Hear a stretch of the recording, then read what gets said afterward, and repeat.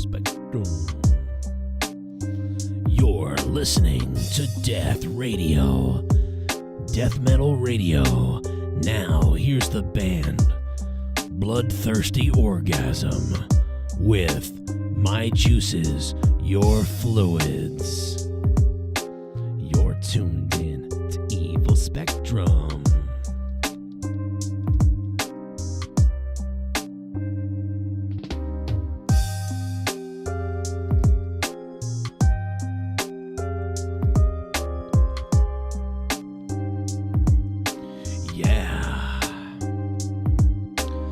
This song's called Fisted by an Angry Man.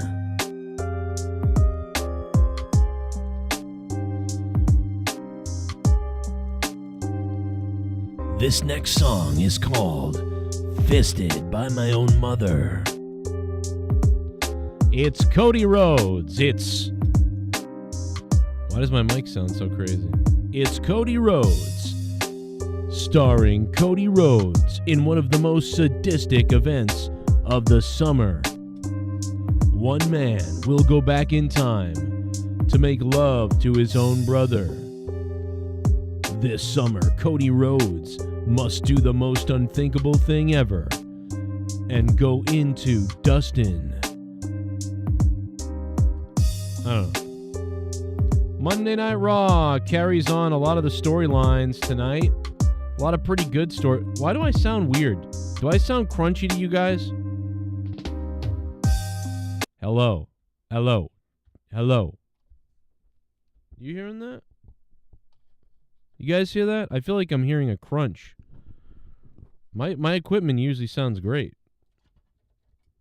This don't sound great right now. I mean, it sounds okay, but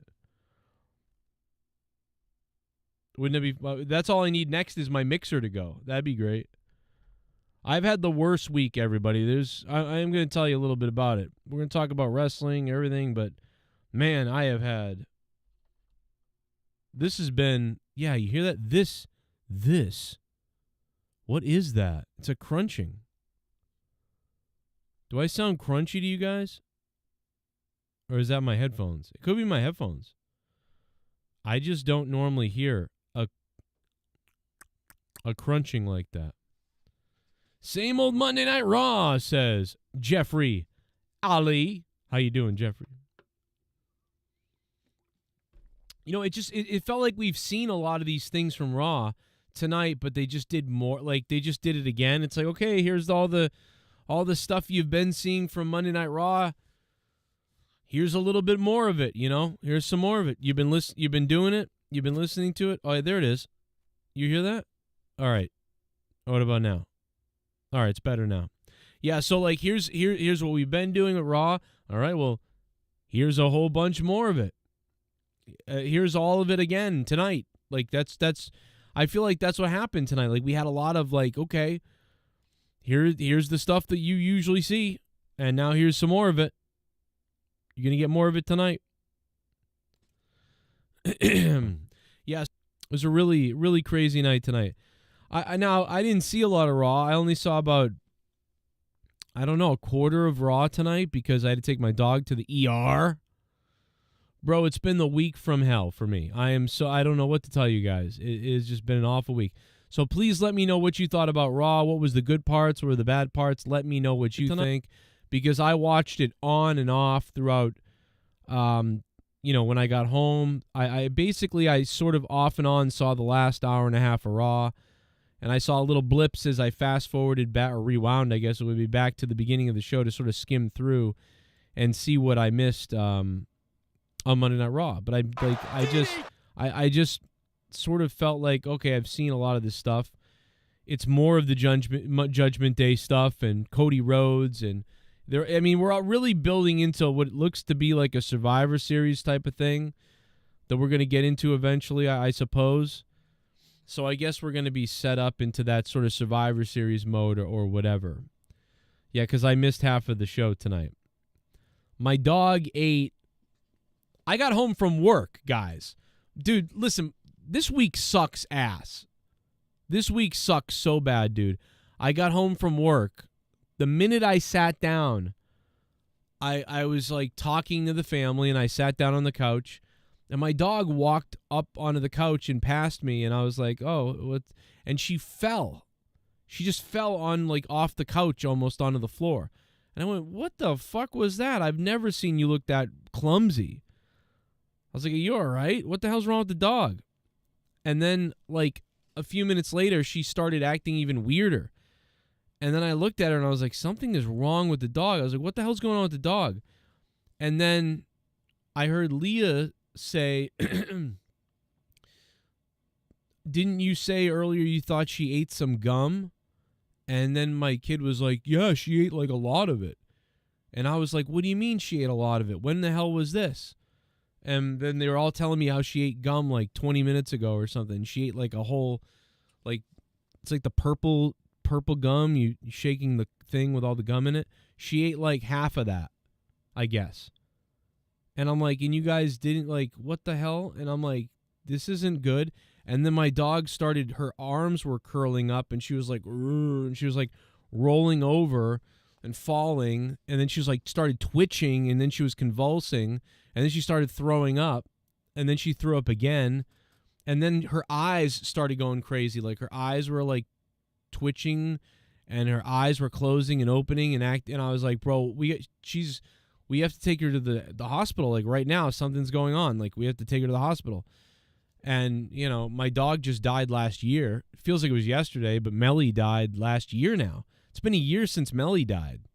This dog's now a year old. It's been a year. It's crazy, bro. So we had, I looked it up, and I was like, fucking dogs die of this. She's going like hypoglycemic or whatever, and she's having like a diabetic thing. And she was having a diabetic or something. It felt like something happens to someone with diabetes. My father had diabetes. So the dog was like falling and twitching, and her eyes everything was crazy. And I was like, we got to go right now. And I was like, and then right as I was trying to go with her, I was having a panic attack because of everything. But whatever, so that was really bad. I don't normally do that when I'm helping someone, but I was like, and so then I took her, me and Leah took her to the vet. The vet, after all, now right when we got to the vet, my dog was fine. She got out of the car. She's like, what's up? I was like, are you serious? Are you okay now? What's going on? I was like, well, we got to bring her in and have them look at her. The fucking thing. So they wanted to keep her overnight and give her like fluids. And they were like, we really need to like feed her every 2 hours, give her treats throughout the night, because sometimes this comes back and their liver failure and all this other stuff. They're like, but it's extremely rare, but it can happen. And like, we want to keep her overnight and all these other things. It's so, you know, it'll be $2,800. And I legit laughed out loud at the lady. Like, I felt bad, but like, I was like laughing. I was like, huh. So like, I'm like, I told her, I said, I have $350 in my account right now. Like, that's what I have. So we can't do that. And she's like, okay, well, you can take her home and everything, but, you know, we just don't, you know, recommend it. And I mean, that's about what it cost this visit. You know that? And I was like, okay. So it was like, so it was $340 for the emergency visit. But I thought it was life or death. That's why I brought her. If she was like sick and stuff, I would have been like, whatever, she'll be okay. I don't, you know, whatever. But when her eyes were rolling back in the back of her head and she was falling and she was all this stuff and whatever, I was like, I don't know, man. I was really scared. So I took her. So we took her. But, yeah, so I'm going to stay up all night now because I have to feed her every 2 hours. So I have to feed my dog every 2 hours. I really love her. Like, I love this dog right now. I was very worried. And I still have the, like, anxiety of losing the other dog. You know, I'm basically X-Pac now at this point. I've turned into X-Pac. Like, I can't, like, you know, he can't go anywhere without crying, without taking a dog, without taking his little midget dog everywhere he goes, you know, X-Pac. And now I am a little bit like that too. So, like, I was very freaked out. But luckily everything's okay. But it's just been a week of this, dude. The other day, water was leaking in the house in a tremendous... And we're going to talk about Raw and wrestling and have some fun here. And I'm going to hang out with you guys and read the chat in a minute.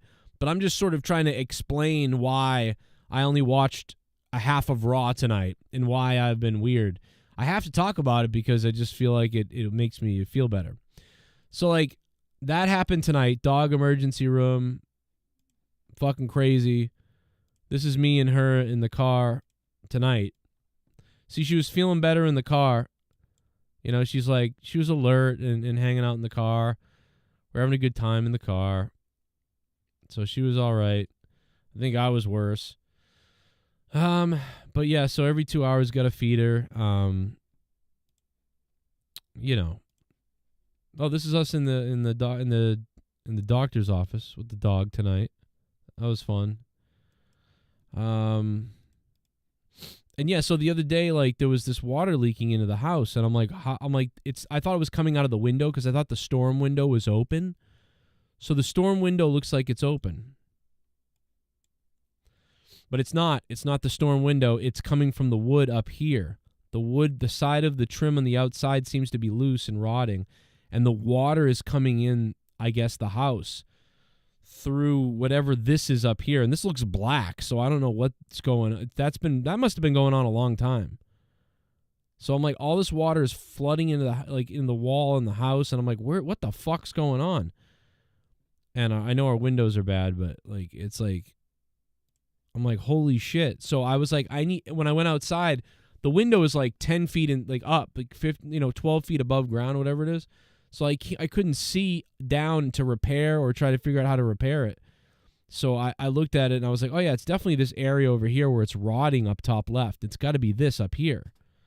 And so it's got to be like coming down from the top and just getting into this and then coming in. So I figured that out, but I needed a ladder. So I went to fucking Home Depot out of desperation because it was raining and crazy and whatever else. And I fucking bought a ladder for like $200. I bought a ladder. So that's $200. Then the dog thing tonight was $300. And then on top of that, I didn't really fix it the right way, and I don't have the stuff to fix it. So I just went, okay, well, I just bought a ladder so I could look at it, basically. And then this morning, I woke up to a fucking... And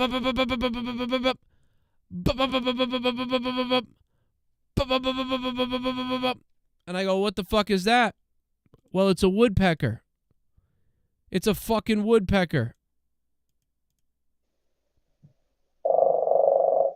There's me. This fucking woodpecker was doing this for like 2 hours. I finally woke up to it, and I looked up, and he's got a hole. He's got little holes poked in the fucking roof and on the side of the house.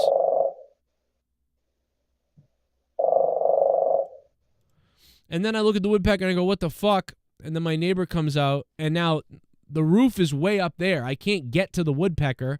I can't even get to it by reaching out the window. It's on the top of the roof of my house, which is like on the side of the house, which is like, I don't know, like 50, 60 feet in the air, way above. And I'm like, what the fuck? So I threw something at it, and it flew away, and it came back again. I threw something at it, flew away. It didn't come back. And my neighbor goes, yeah, I seen what it was doing. It's digging holes in your wood and pulling stuff out like bugs or something.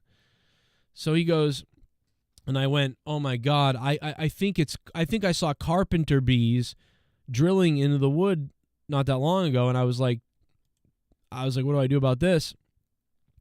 So I don't know. I called the exterminator people, and they're like, yeah, it could be termites, but it's probably not that. It's probably carpenter bees. So carpenter bees are laying baby eggs, larva or whatever, eggs in the top wood of my house. And woodpeckers pecking at the wood to eat those. Like, dude, fuck my week. Fuck my life.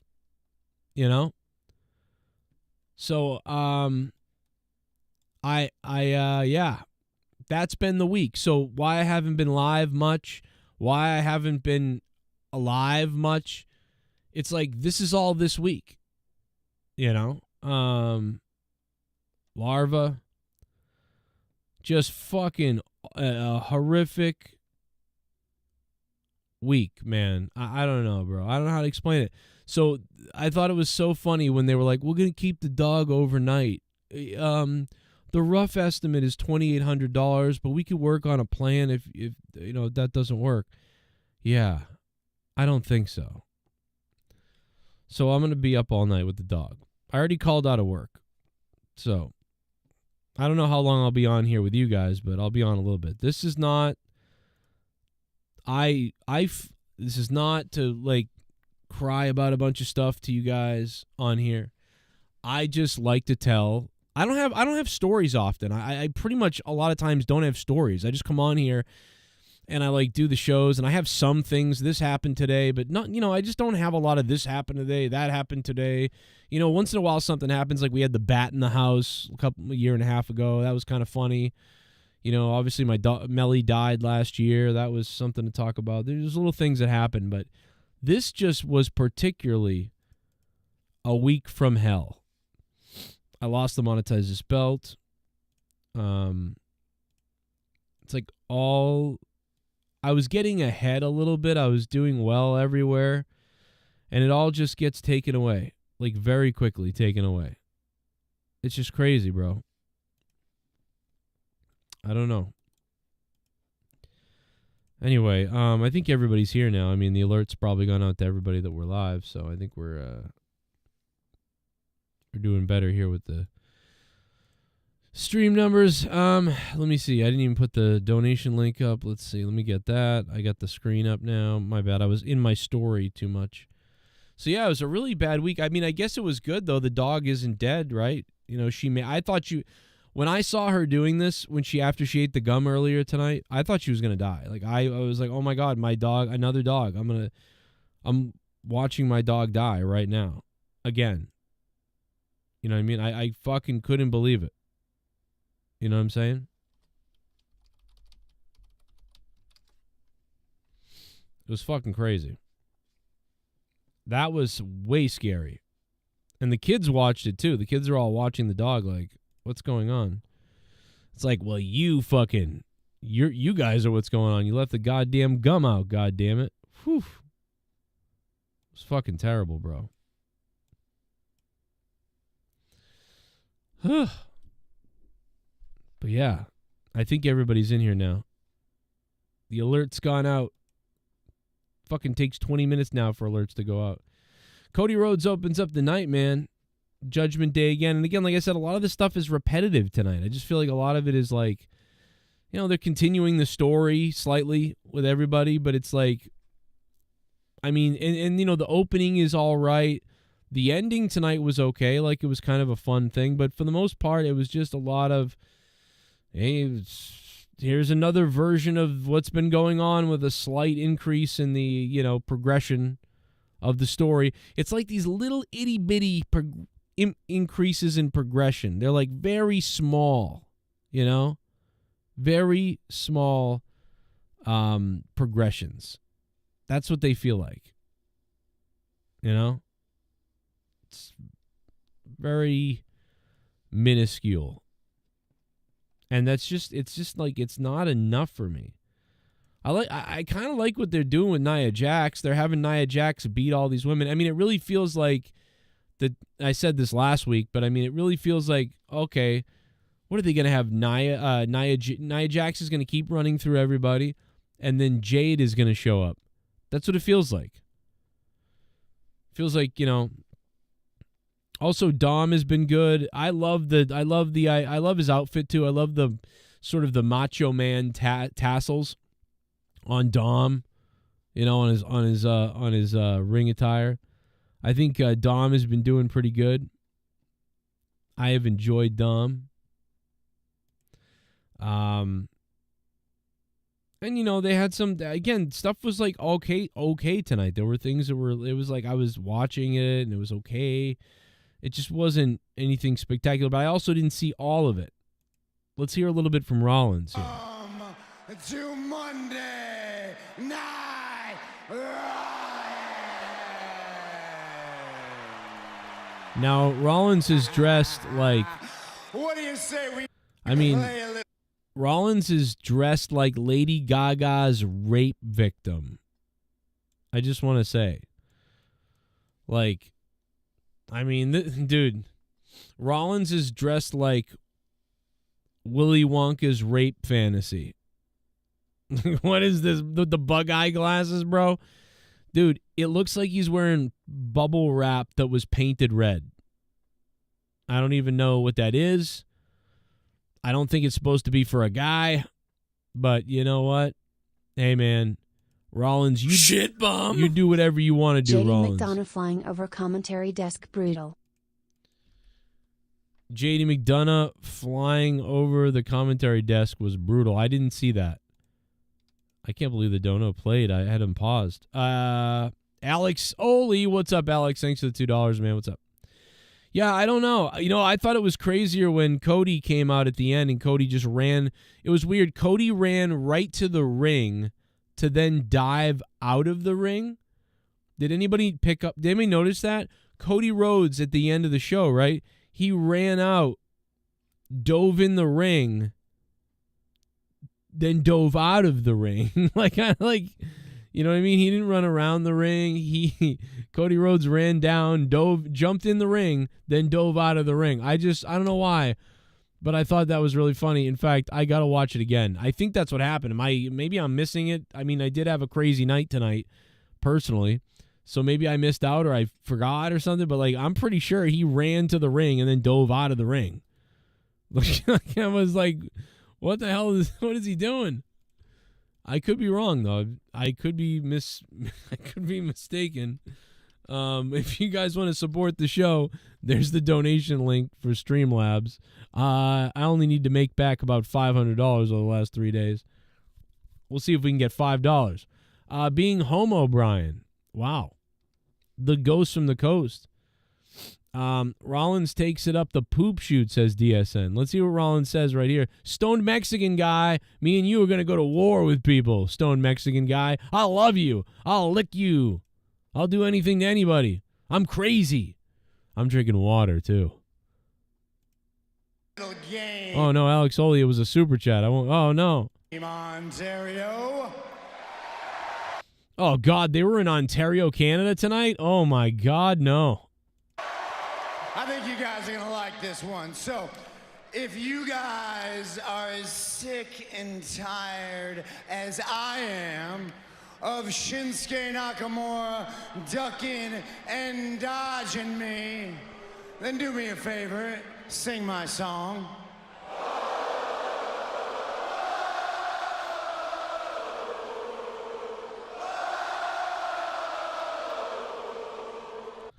That was amazingly coordinated for the crowd to be able to almost immediately start singing seemingly at once. Then do me a favor, sing my song.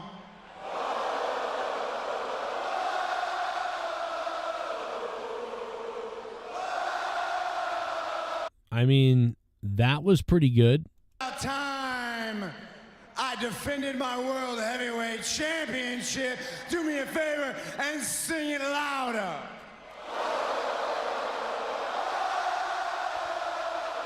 Ugh. Wait, they weren't in Ontario, Canada? Where were they tonight? Somebody tell me where they were tonight. They had help. Did they? What? Would they play the song? Did they really play people saying it over the speakers? I would love. Where were they tonight then? They weren't Ontario. Were they in Ontario, Nebraska? Where were they?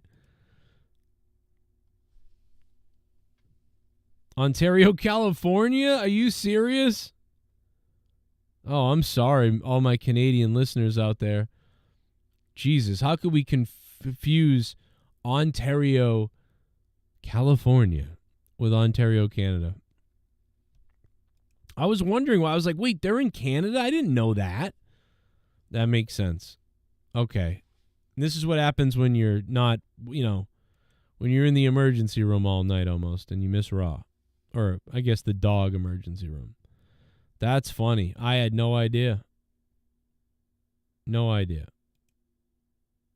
I've been going to wrestling shows for over 30 years. Never in all that time have I ever felt, until last Sunday, that my security, my safety, my life was in danger at a wrestling show. Oh man, my Dolphins absolutely murdered the Broncos. People need to stop blaming Russell Wilson. It's not his fault that the defense sucks and his offense is not good enough. I think Patriots should not feel bad anymore. Patriots at least have a defense. That's right. Last night, the Dolphins beat the bag out of everybody.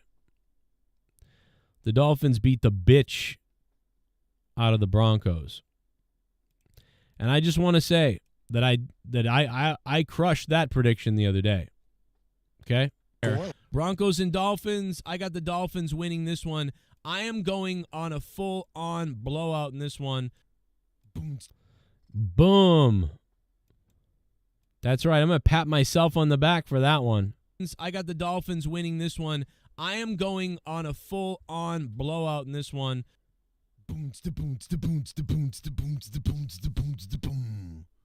Oh, it really was a full-on blowout. You do that with that what you want. You know? I'm going to predict, I'll tell you this, the Patriots will have a safety today on Zach Wilson. Well, that came true as well. Bro, so some of my I had four good picks, or 4 or 5 solid predictions and picks. The safety on Zach Wilson and the Jets, the Miami game, the Kansas City game, and then there was a couple other ones. But honestly, most of that stuff was predictable, I think, and most people should have known that. I don't think that was anything special. What would have been special is if you were out there and you picked the Arizona Cardinals to beat the Dallas Cowboys. That would have been special. I do think the safety was a pretty good call from the Pats and Jets. But anyway, we'll talk about whatever you guys want to talk about. Football, wrestling, whatever. I had a horrible week. It's kind of unbelievable. It's almost laughable. You ever just like, it's like laughable, bro. Woodpecker tearing up the house, bugs infesting the roof, water leaking in the window, dog almost died tonight, took her to the vet. They charged you $300 to look at her. Had to buy a ladder to fix the window, a couple $100. Yeah, it's been a week. It's been a horrible week. I tried to take out a loan. I got denied. I lost the Monetize This championship. I'm not going to hide it. I am having a horrible week. I don't feel very good about anything. And I'm not going to hide it, but I'm going to put on the best stream I can, despite being suicidal. No, I'm just kidding, but not really. But it was not a good. Raw did not, and I only got to see half of Raw, but what I saw of Raw tonight wasn't good enough to pull me out of a funk, which is really what you want wrestling to do, and what AEW has done a lot. You know, sometimes WWE does it, but mostly WWE used to do it back in the day. You know, your mother's boyfriend is telling you he's going to beat the shit out of you, and, you know, that you're a scumbag piece of trash shit, and you're shaking, and your grades are terrible, and you don't know why you suck at school, and you hate yourself. But then Monday Night Raw comes on, and Stone Cold Steve Austin drives a fucking Zamboni to the ring and clotheslines Vince McMahon, and you're lit. And then you go to bed like, that was awesome. Who cares if I'm a retard and I'm scared at home, you know? But now Raw doesn't really do that. It's just sort of like you watch it and you're like, damn, like I feel pathetic and this was kind of pathetic too. So like it's sort of like mirroring my existence. You don't feel that great about it. But I didn't see all of Raw, so maybe it was better if you watched it from beginning to end. And, you know, there were things that were better that I missed. So, you know, there's that, you know.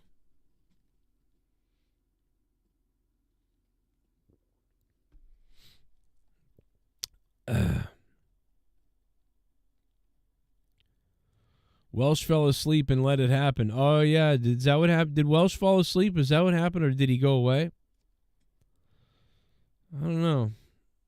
I don't remember exactly what happened on Monetize This if Welsh fell asleep. He might have. Or he might have had to go to work or something. I don't know. I'm not 100% on what happened there. You know?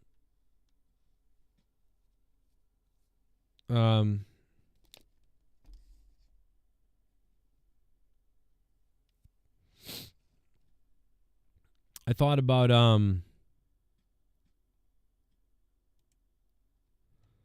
oh, he had to go to work, says Ghost. Okay, that makes sense, Ghost.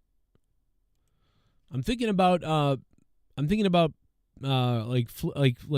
finishing up some furniture that I have.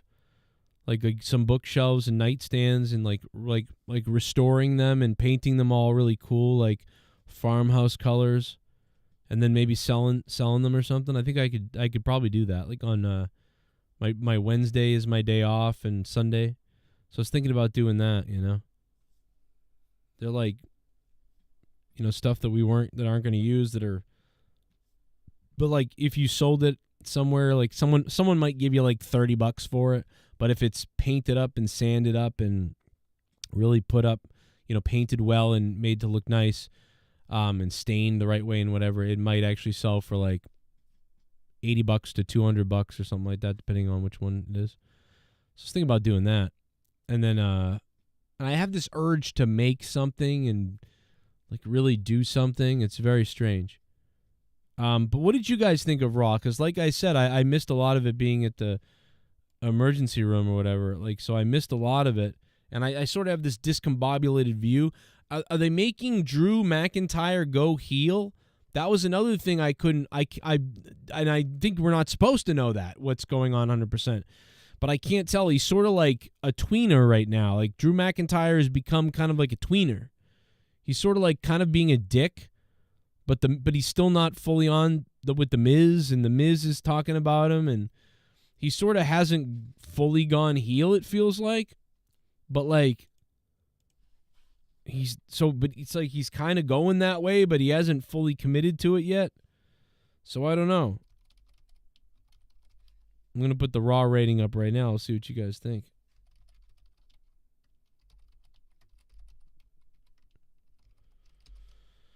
We used to do scores out of 10, which you guys can give, but with the poll now, you know, there's, you know, really 4 selections that we can give, and it works out pretty well this way. Fox Network doesn't like 2 million viewers on SmackDown. Yeah, it's pretty crazy to me, because what's going to go there? I mean, somebody correct me if I'm wrong, but isn't Friday night at 8 p.m. like the death slot? How many viewers watch TV at that time usually? What was on Friday nights years ago? What aired on Friday nights on Fox in 2019? What was it? Let's find out. Oh, SmackDown. Oh shit. When did they go over there? 17?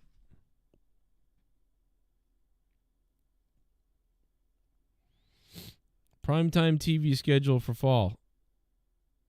Let's see. Okay, let's see. Fox on Friday at 8 o'clock. Hell's Kitchen and The Exorcist. So Hell's Kitchen aired during the first hour of SmackDown. It was the #1 cooking show on television among adults 18 to 49. But these are reruns. Okay. But it doesn't give the rating.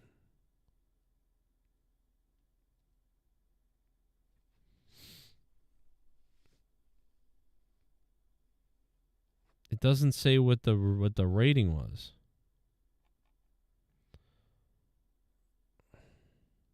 Why wasn't it? Why won't it tell me what the rating is? That doesn't make sense. Fox TV ratings for 2017.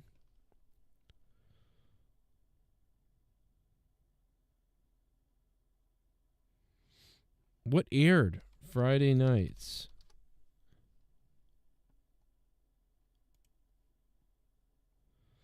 Okay, here it is.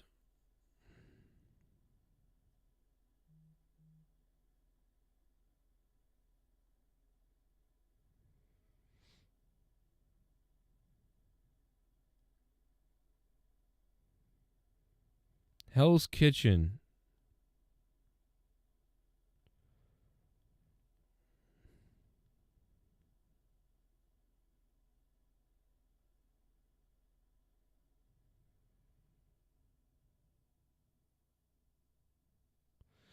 They did a 3. They did 3 million people during the first hour of Raw. Hell's Kitchen was doing a 3 million. The second hour, The Exorcist did a 1.5.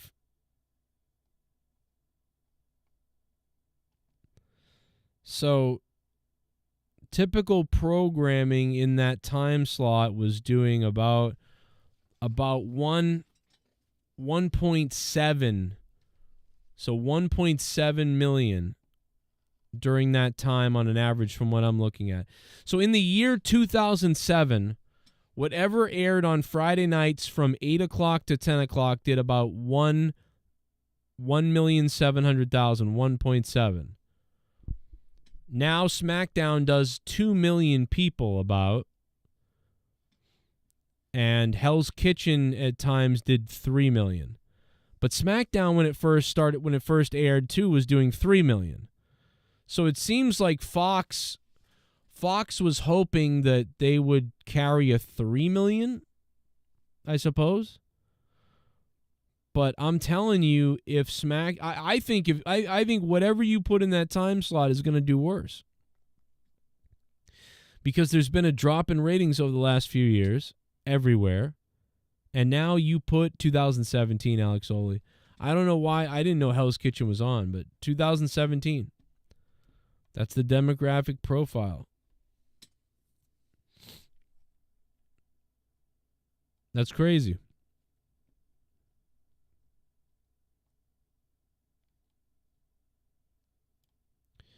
I'd have to do a little more research on it, but it's like I don't know what they're going to get. I don't know. I don't know what they think they're going to get at this point. You know, for a rating on what show and what they're thinking of putting on there that's going to be bigger or better, or maybe it's just cost versus return. Maybe they figure, well, we would rather run rerun and movie things at that time rather than anything else. Anyway, guys, what's up? We're live. We're talking about Raw, football, life, the world, whatever. I've had a crazy, terrible week, so I'm here to bitch about it, but also to have some good times and listen to what you guys have to say here about you guys' terrible weeks or good weeks or bad weeks or whatever happened. You guys, I hope it was good. And talk about wrestling if we can. I've got a little bit of stuff on Twitter I got to get to, too, and show you that. And if you guys want to support this stream, support my channel, and you want to get weird, you guys can donate by using Streamlabs. It's pinned to the top. You can do a super chat, too. I'll take the super chats, and we'll play them, and we'll listen to them. But Google takes 30%. So I would say use Streamlabs at the top. It's the best way to do it. And that way I have something to react to on this stream. Come interact with the show and me and everybody else. And Ed's View sent me something to react to, and I'm going to read it in a minute on Twitter. But for now, let's just go see what the donations might be saying. It's my birthday, so you became a Kurtman. A member. What up, Kurtman? Kurtman, thank you for becoming a member, man. And I'm sorry about your dog. And I think, we lost our dogs at the same time. Right, Melly? You've been watching a long time, right, Kurtman? So you were here last year when my dog died, I think.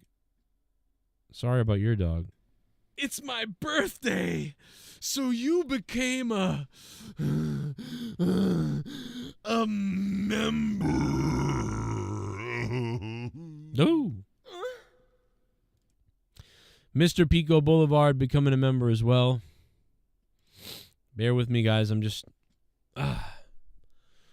having like breathing problems tonight. I think it's the anxiety from the situation with the dog. I haven't had breathing problems in a while. I've actually like done pretty well for a while. But yeah. Shit bomb. At least now I know where it comes from. Watch it back after the end of main event when Cody does the dive through ropes to JD McDonough. Do you think he had too much momentum or was it safe? Oh, I know what you're saying now. Yeah, JD flipped over the table. He like flipped over the table and then landed on his head. It was crazy. No, I think he did it. I think he knew how he was landing. He did overdo it. I think that was a little bit kind of unsafe because he like he was trying to make it look really good, you know. And I do think it was like he did a little too much maybe because he almost got hurt. But I think he was fine, and it looked awesome. That's the one thing I'll say is it looked great because he went flying. Like, it was awesome. But it was just funny that Cody ran down to the ring, into the ring to dive out of the ring. It was just, I don't know why. But that cracked me up. Oh, he's running down to the ring, and then he dives in the ring. So I found that to be pretty hilarious. That Cody Rhodes ran down to the ring, dove in the ring, and then dove out of the ring. And I get why he did it. But I thought it was funny. How's everybody in the chat doing?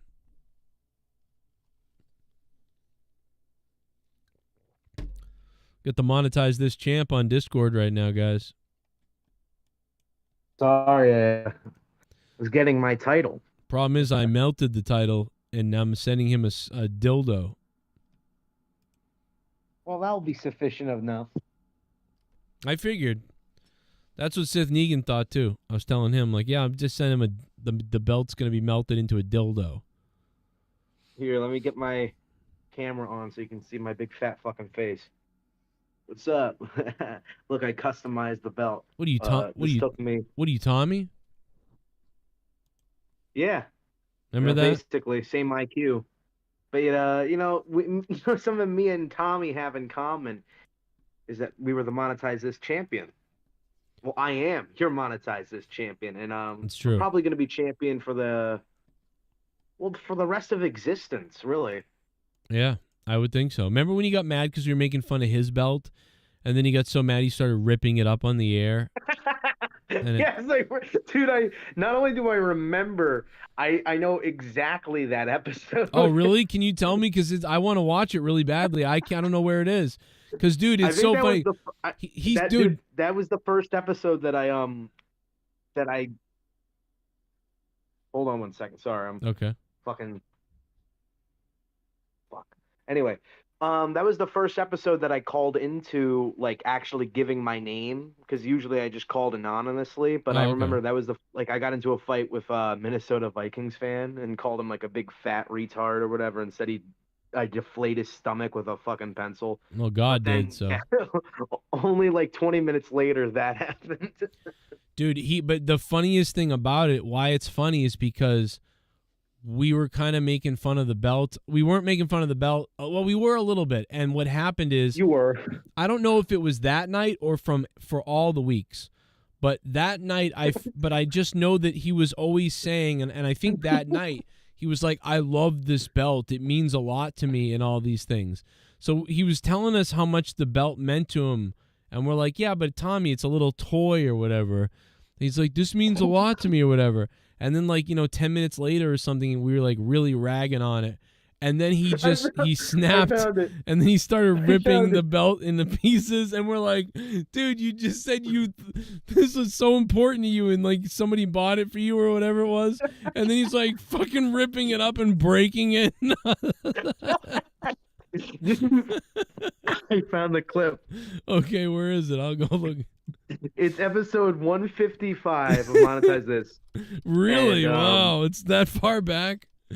It's the 45. It's the 45-45 time mark. Oh my God, is that a great time or what? That's why. But the only discrepancy here is again that we gotta go clip out the parts before this where he talks about how much the belt means to him, because only then is it really funny when he starts. No, but he talks about it. He talks about right. it. You have to just rewind it a little bit. Hat on with his big microphone. He's gonna let everybody. Oh God, how long do I have to listen to that guy for? He's got his $4 belt back of him. Oh my God, I didn't realize it. I didn't realize this. I'm sorry. Okay, I worked hard for this Oh my God, I got a Band-Aid over my eye. championship, so fuck you all. Hard for that Cracker Jack championship. What do you mean you worked It hard has for more that? prestige. Baby, And that title right behind you, Joe. yeah, What are you okay. talking Listen, about? let me tell you something. I don't need a belt. I'm the people's champ. I'm the people's champion. You understand that, Tommy? Tommy, Take who your gave you that belt? plastic MTV belt and shove it where the sun don't fucking shine. Tommy. Right up the crack of your ass. Who gave you that belt, Tommy? I got it a long time ago. Who From gave it to you? An alien, Joe. A friend of mine, he gave it to me. He was a It's even worse. A friend gave it to him. Like, this is so much. shapeshifter. What did he give it to you for? I was just looking to get a WWE Championship belt, and he gave it to me for free. And I So ate you him really just didn't earn it, did you? up. No. He never earns it. You just got someone gave you a toy. Earns it. Somebody gave you a toy. Why do you Tommy. gotta diminish? Joe, why do you gotta diminish Howard, come on. my goal here? My goal that You something said- I earned and something that I've Tommy, not for nothing. over the years. You gotta diminish it like it's shit. Not for nothing, but you're sitting here telling us. I don't have to have that on there, Joe. I don't have to have that on there, but that's what represents what's been done on television, okay? Tommy, not for nothing, but you're sitting here telling us you earned the belt, right? And then you tell us a story. Doesn't he? He rips it up, right? I'm not wrong, right? He does start ripping it up. Yeah, he does. Oh my God, I can't wait to see that. I've I've been on several TV shows, and I put those names on this belt to represent what I've worked for, what television shows I've gotten on. So Tommy, that's what this represents. That's what this fucking represents. Dickhead. break it if you That's what keep. it fucking represents. It's like a paper mache. You're gonna break it, Tommy. Listen, you're sitting here telling. This title's just fucking. Tommy, you're gonna break it, Tommy. Cheap little belt, Tommy. Don't break it. Oh my God! What is going on right now? What the fuck is wrong with you? What?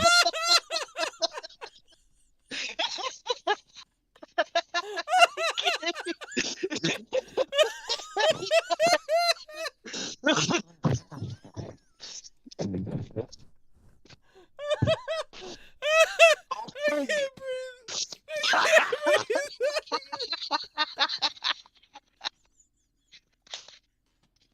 can't Oh, you hear when Sunny snaps it?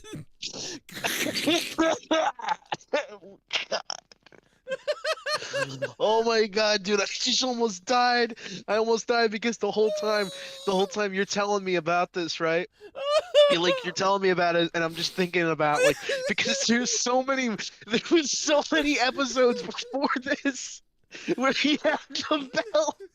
And he would constantly talk about, I'm the MTV's made heavyweight television champion. And he said it so proudly. And he just destroys his belt like that. I'm gonna pass out, dude. Oh my God, dude! I can't believe it. Snap! It's fucking. Dude, What the I'm not even fuck? fucking I like busting how your he- balls. I'm trying he to goes tell you to something. crying You're later, like like he flipping just out, puts his- dude. Get a grip. And in his What is hand. happening tonight? Like, what in the world is going on right now? This is a diva YouTuber, folks. Look, diva tuber. What This the is a diva fuck? tuber. All I was saying was, and what I was gonna. Oh my God, dude! We gotta see him rip it up again. That I'm gonna pass out. Oh my Chip belt and chip belt. I don't have to have that on there, but that's what represents what's been done on television, okay? Tommy, not for nothing, I don't have to have that on there, but that's what represents what's been done on television, okay? Tommy, not for nothing, but you're sitting here telling us you earned the belt, right? And then you tell us a story. I've earned the right that I've been on several TV shows, and I put those names on this belt to represent for what I've worked for, what television shows I've gotten on. So, Tommy, that's what this represents. That's what this fucking represents. Dickhead. He almost sounded like Garguts right there. This represents. That's what this fucking represents. Like, didn't he sound like Garguts? If you keep fucking represents. It's like a paper mache. You're gonna break it. Tommy, listen. You're sitting here telling. This title's just fucking. Tommy, you're gonna break it, Tommy. Cheap little belt. Tommy, don't break it. Oh my God. Oh my God. What is going on right now? What the fuck is wrong with you, dude? I'm not even fucking busting your balls. I'm trying to tell you something. You're like fucking flipping out, dude. Oh my God. What is happening It's the depressed, tonight? like, what in the after world he is destroys going on it. right now? This is a diva YouTuber, folks. Look. Diva-tuber. What This is the a fuck? diva-tuber. Here it comes. All I was saying was, and what I was going to say was, if you just let me finish, you're telling us that you earned the belt, and then you tell us a story 10 seconds later that someone gave it to you. That's what I was saying. It was just funny. It was a coincidence. I earned it. Well, yeah, somebody gave it to me. That's all I was saying. It's funny. And you break the fucking thing. Well, now for it's it. the hardcore championship. Wait, did he break it already? Did I miss it? Did I miss it? Did he crack it already and I missed it? Yeah, he already missed it. Oh my God. It's right after, so it's go to like 40 seconds back. It's when when you hear it crack, they did with the Eagle belt. It's so funny. What's going on right now? I just like that he starts first. He punches What is going on right now? He thinks he's gonna break it I by put those punching it. names on this belt to represent. Shay, you're gonna break. Shay, you're gonna break. That's it. What is? Shay, you're gonna break it. Tommy, listen. You're sitting here telling. This title's just fucking. Tommy, you're gonna break it, Tommy. Cheap little belt. Tommy, don't break it. Oh my God. And then look at him after he throws it. 47-30. Oh my God! At 47-30. Oh my God! I gotta clip that. But Oh my pause it God. like right after he breaks it and like the stance that he takes. Oh my God! You can hear it. 47-30. Tonight it's point. Oh my God! I can't breathe almost. Dude, no, I'm like profusely crying from laughter. My you know? side hurts so bad right now. Tommy, cheap little belt. Tommy, don't break it. See, that just made your week. Oh my God. My God. What is going on right now? What the fuck is in the- wrong with you, what dude? the I'm not even fuck? fucking He busting your thought balls. that he I'm was trying to gonna tell you break something. it by You're like, punching it. Let's slow it down so you can hear it really crunch, like in slow motion for a second. Like, listen. Tommy, cheap little belt. Tommy, don't break it. Oh, my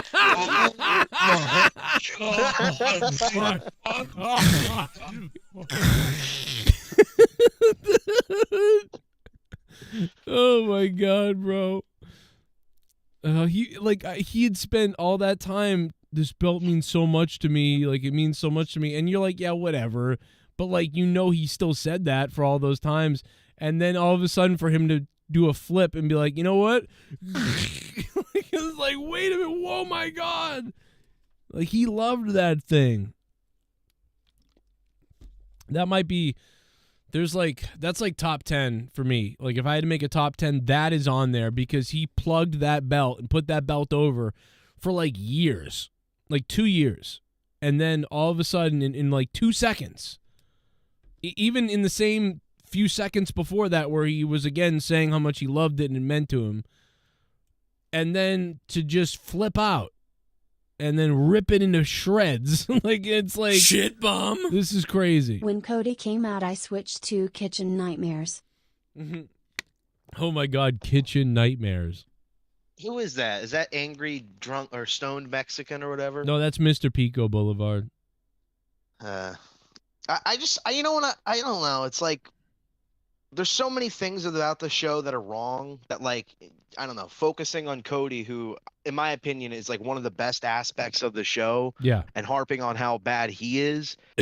I just think it's a little like fucking, I don't know, it's kind of bullshit, because it's the same thing that happens to literally everybody who gets over with the crowd and is pushed. Like it's happening with LA Knight right now. Everybody's going, "Oh, LA Knight jobber. LA Knight ripoff jobber mid-carder." It's the same bullshit, like insults that are like obviously just meant to like piss people off, but it's annoying because because this is the same reason why guys like fucking Roman are still champion for so long, because I don't know, maybe I'm going off on a little bit of a tangent, but it just annoys me because I see that shit all the time, and it's clearly just like not even real opinions. It's just designed to piss someone off. Can you see the tears in my eyes, by the way, from laughter? No, yeah, I can. I mean, my ribs hurt really badly. They're really fucking me up. Like, that hurt a lot to laugh. Yeah. I honestly feel like I just fucking, like, I almost passed out. Yeah, I see stars after laughing now like that, which probably something about my heart, but. Oh, yeah, probably. Now you got to worry about that. Yeah, I'll be next. Yeah, with all the stress and everything. You heard my complaints about my life when I started the show. I mean, it's the same complaints I hear every fucking stream from you. Really, a woodpecker tearing through the house, bugs in the house, the windows leaking. First it's a bat, then it's a woodpecker. The dog. You know? The bat was nothing. The bat was fun. The bat was so harmless that Leah got it tattooed on her chest. Exactly. Like, the bat was fun. You know what's not fun? Paying money for a ladder, a woodpecker, bugs in the walls, or whatever. Fucking, had to go to the ER. Heck, your wood. The ER tonight. I mean, dude, like that. It's been $800 worth of bullshit all week, and I'm out of. That does not sound fun. I'm literally out of money. Like, it's been a horrible week. But my point is, like, that this was a way worse week than usual. I will say that. But not for you. I even lost the Monetize This belt, so that wasn't good. That's not even on the top. You would think that should be at the top of the list. I lost the Monetize This belt. That should have been the worst thing that happened to me all week. I lost the Monetize This belt. Not all that other bullshit. I thought tonight was generic, though. I give Monday Night Raw, from what I could see, probably a 5 out of 10, but I didn't watch the whole thing. It could be better, could be worse even. I don't know. Do you watch the whole thing, though, right? Like, a good portion of it, I honestly, now I'm just watching YouTube clips that they post, because I can't find a good live stream of it until like an hour or two into the stream. For whatever reason, it's less laggy if you join later. But anyway, you don't even have the ability to watch it anymore. That's right. Yeah, I don't watch it on cable. I just watch it on my fucking phone. But yeah, I thought it was all right from the stuff that I saw. Kind of the same thing that we got last week, and I don't know. It feels like they're building for War Games, but War Games is 2 months away. Like I don't know. It just feels so directionless right now. The big thing is that like SmackDown is apparently getting a Raw superstar, and I feel like we all know it's going to be Cody, but even now, it would be too early to have Cody go to SmackDown, because I feel like Cody and Roman, like that match should be at WrestleMania, or you know what I mean? Like, so it feels like there's so many things that are like almost like, oh, this is going to happen at a later point. Like this whole Jimmy Uso storyline on SmackDown, this is going to really be interesting in like 6 weeks. Yeah. Well, I said that earlier when I started this show tonight. I was like, what it feels like is, it feels like that every week they just, they're slowly adding to the story, but it's such a slow progression that it's like, I almost think like if I didn't do these reviews, I would probably watch Raw once, skip the next week or two, and then check in again maybe. Like that's, and then wait, and then if I cared, watch the special event or whatever. If I cared. Even worse. It's even worse with SmackDown, because like nothing happens on SmackDown until Roman shows up. Literally everything about SmackDown is can't wait till Roman shows up, because then things will actually advance. you know? Yeah. And the rest of it is just fucking filler. And because SmackDown was a lot worse than Raw tonight. That last segment with John Cena and AJ Styles and Solo Sikoa and Jey Uso is a perfect example of why or not Jey Uso, Jimmy Uso, but is a perfect example of why the Bloodline storyline has problems with pacing issues. Like the perfect example of why. It's 20 minutes of the last show, or the last part of the show is spent on that. It's a contract signing. And then it ends with, oh, it turns out that Jimmy Uso is attacking AJ Styles in the backstage, and then they attack John Cena in the ring. Did that really need to be 20 fucking minutes long? Did we really need to cut back to commercial break just to see 10 minutes of John Cena getting his ass whooped and for them to pose in the ring like that? Like, was that really worth spending so much time on? And then it's like, the rest of the show, they have like an hour and 30 minutes, not even, to fucking get all these other storylines going, and all of them are kind of mediocre at best besides LA Knight. Yeah.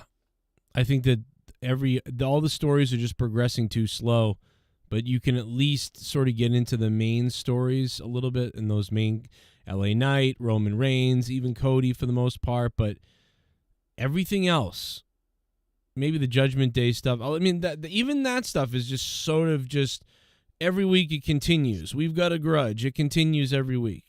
Yeah, every week it's different too. Like one week they're fine, and the next week they are at odds. Like, why do they all of a sudden now? Like, why is Damian Priest such a? They're so concerned with getting the Usos to join the Judgment Day, which like makes no sense. Like kayfabe wise, like why would they go to the Usos to join their group? It doesn't really make much sense.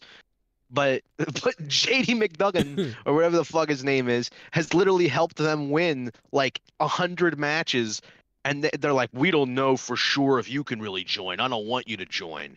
Like, to me, it's just so stupid. It's like you're spending so much time trying to get some random fucking guy who would definitely not want to help you to join your group, but not the guy who's gonna fucking like try to win you the title for you. Like, to me, it's just backwards booking, and it's like forced drama to be like, oh, maybe JD's not gonna join the group, or maybe Finn and Damian are gonna break up at some point. And I don't know. I'm sick and tired of it. It's like school. Fake out jump scares. It's like middle school drama, like you said. Like, it's like it does, like back in the day this happened, but it was way more exciting back in the day to me. Like, and what I mean is like back in the day in middle school, it was like, oh, is this guy gonna join the NWO? Is this guy gonna join? Is this gonna happen with this guy and DX and whatever? And like there were like lots of gang type of stuff going on, where like this guy gonna jump to that team or whatever. But like this isn't that, so it's not as exciting at all. In fact, if anything, it's not, because these groups are more defined. I feel like back then it was loosey-goosey. Like, I mean, DX was, but NWO is way more like, oh, who knows who will be what next week, this week, whatever the fuck. Except for the main like 3, 4 or whatever. But these groups are defined. Like you don't expect, like when Triple H you don't have 200 members. When Triple H like turned NWO on did. When Triple H turned on DX at WrestleMania, that was like, what the fuck is going on? Like at WrestleMania 15. He just got back together with him like a few months later.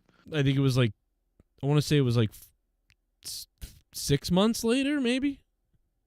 But he turned on him, and then he joined the corporation, which then turned into the corporate ministry, and then he turned. I think he just stopped being in the corporate ministry, and that just dissolved itself. And Shane McMahon said he'd bring it back at some point. But anyway, Triple H then went after the title. He won it, and then randomly, like the DX just got back together again. It's like, hey, let's forget this guy fucked us over. That was like the DX just turned into Triple H's security squad at some point. Yeah, and they all just turned into jobbers. Really, it's kind of shitty, but yeah, it's kind of what Triple H wanted, probably in and out of the ring or whatever. I don't know, like fuck it. Yeah, I mean, because it's like so crazy thinking about how he had Evolution, which built Randy and Batista, but I don't know why the same couldn't have been done for DX. I mean, people liked Road Dogg and Billy Gunn, and people liked X-Pac, despite the fact that he didn't really have a gimmick. I think the problem is, Besides, they sort of moved into the realm of middle mid card, if that makes sense, like the middle mid card or whatever. And Triple H really was moving into the main event or top guy spot, top guys. I just think of that song. Well, his old theme song. They had to get rid of Not that. gonna help anybody. Not gonna be like anybody. I'll tell you one thing about that song. When it first came out and he had that song, it was actually pretty good and it seemed like a good fit.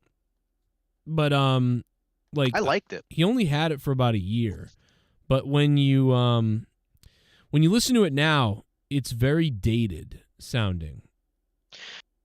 It's dated, but not in. I still think it sounds pretty badass, and I don't know. It has that distorted sound that really was of the time, but it's nice to listen to. Especially with headphones. And yeah, you're great. He only had it for like a year and a half or so, but for the time that he had it, it's iconic. When I think of Attitude Era Triple H, I think of that song. And he had it probably only for a year in the Attitude Era. He probably had the DX theme longer than he ever had that theme. So yeah, like it's crazy though that you can just associate that song with that version of him. It's weird that song to me sounds a bit dated. I still like it too, and it still is good. Like it still has the idea. It has the original idea of what they wanted for his theme to sort of be.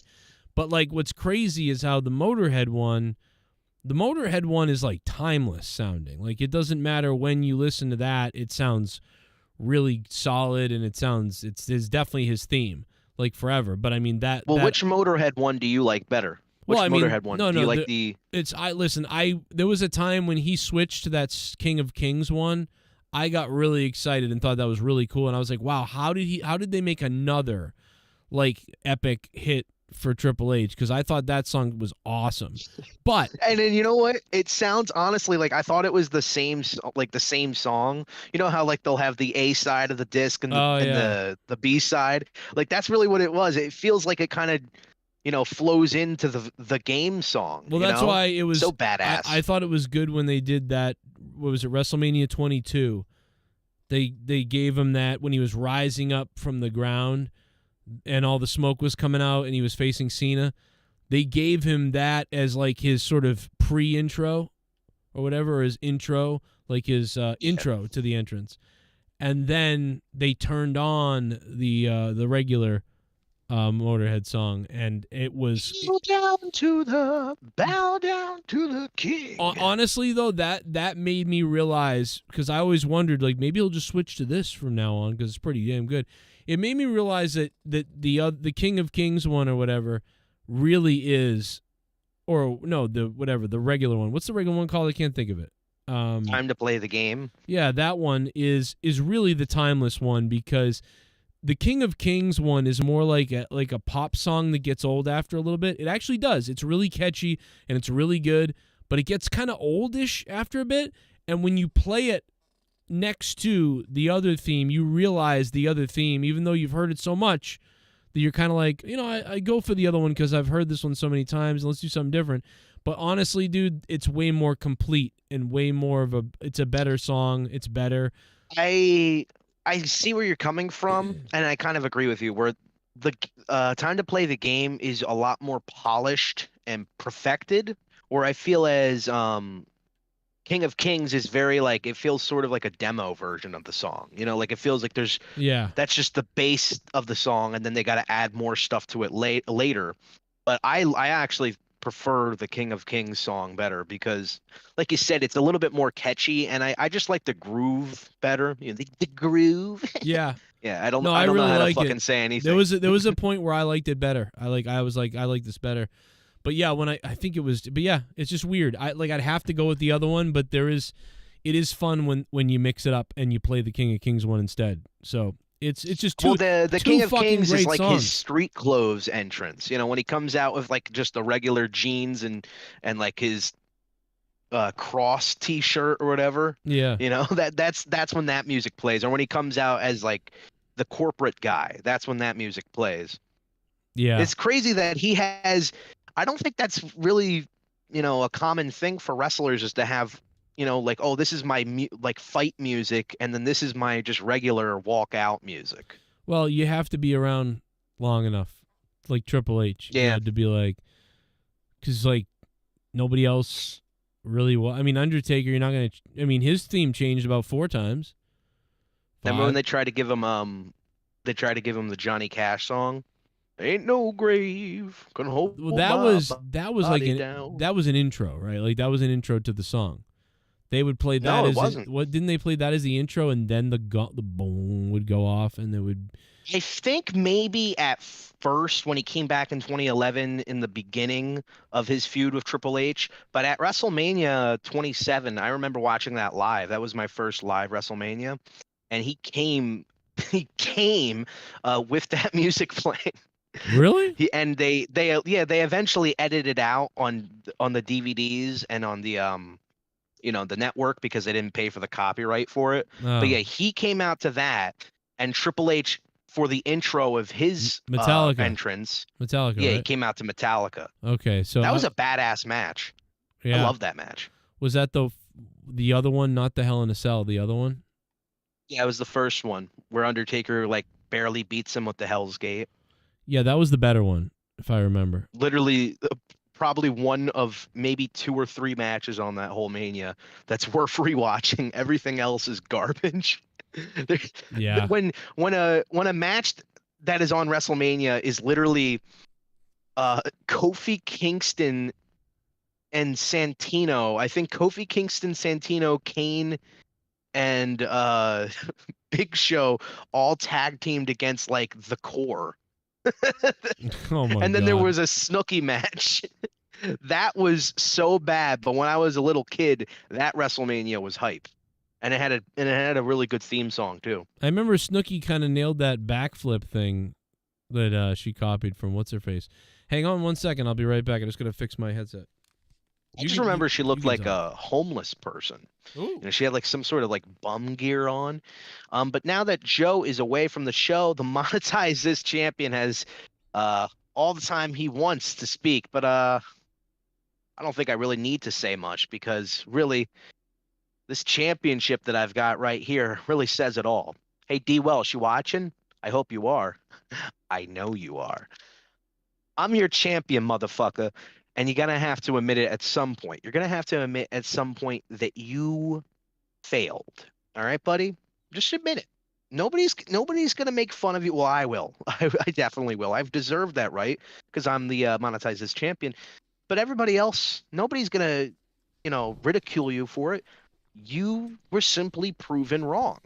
So now you have to admit it. All right? That I'm gay? Yes. I had to put one of my cameras on the dog because I'm keeping an eye on her. So I got to wake her up in an hour and feed her. The dog? Waking her up Poor thing. wake her up every 2 hours. That sucks. Look at What's exactly wrong with her? She's sleeping on the couch. Look at her on top of the couch, like on top of the pillow. She's just like, Aw. yep, I'm sleeping on the couch. I told the story before I went on the show, but you might not have been listening. Were you not listening? I was doing other stuff at the time. Oh, so I came home from work tonight, and I was like, I sat down on the couch, and I was like, wow, that was a long day at work. Good to be home. I'm tired. And then the dog walked by and just fell over. And I went, what the fuck? Did you just fall over? And then she jumped up onto the couch, and I'm like, okay. I'm like, I saw that, you goof. I'm like, that's weird. I was like, is the dog all right? She just fell over. I've never seen her do that. And nobody said anything. My daughter was talking to me. And then she was on the couch, and she got up on the couch and then walked, and then like her arm like twisted, and she just like started walking sideways and then just rolling around. And I was like, what the fuck, dude? And then Leah goes, she doesn't look, something's wrong with her. And I'm like, yeah, that's what I'm saying. Something is up with her. And her leg was curling under her arm. She was like walking wrong and then falling. Then her eyes were like shutting and opening and shutting and opening. And then she threw up. No. So she throws up. Then she throws up again. And then she's making weird noises and all this crazy shit. And I'm like, what the fuck is going on?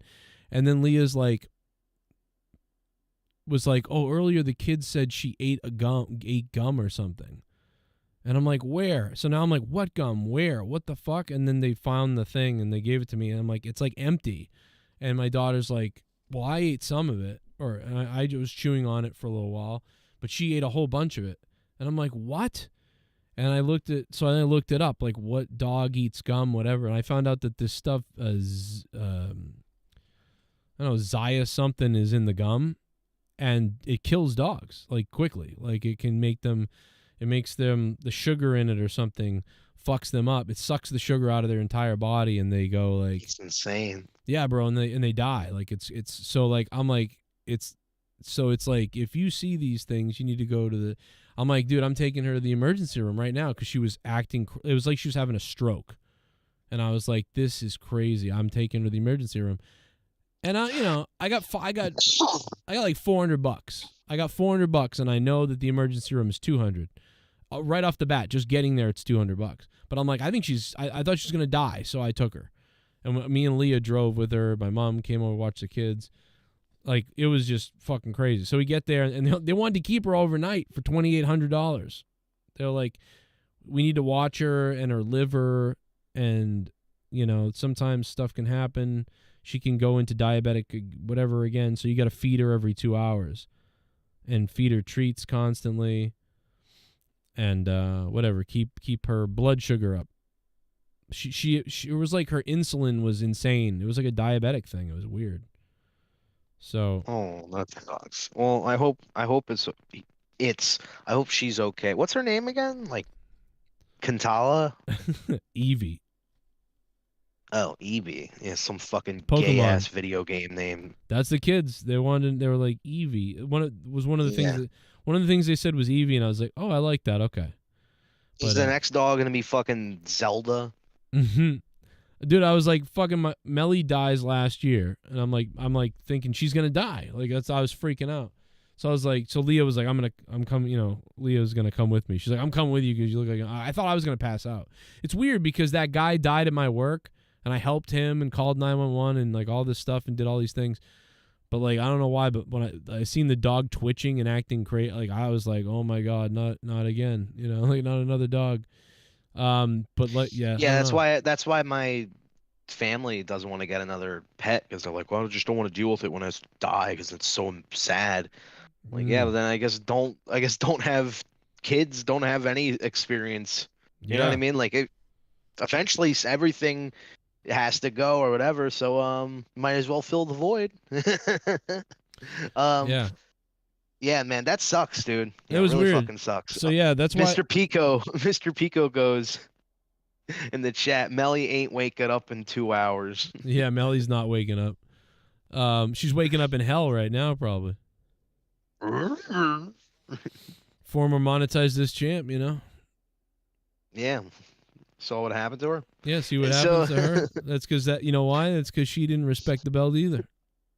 No, she shat on where the belt laid. Yeah, that's exactly right. See what happens? Even my dog wasn't safe from the curse of the Monetize this belt.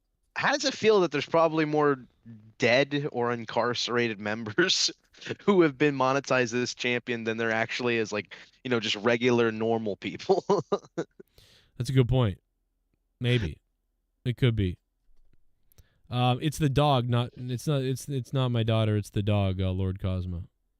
If it was my daughter, I don't think I'd be on the air. Like, daughter? I hardly know her.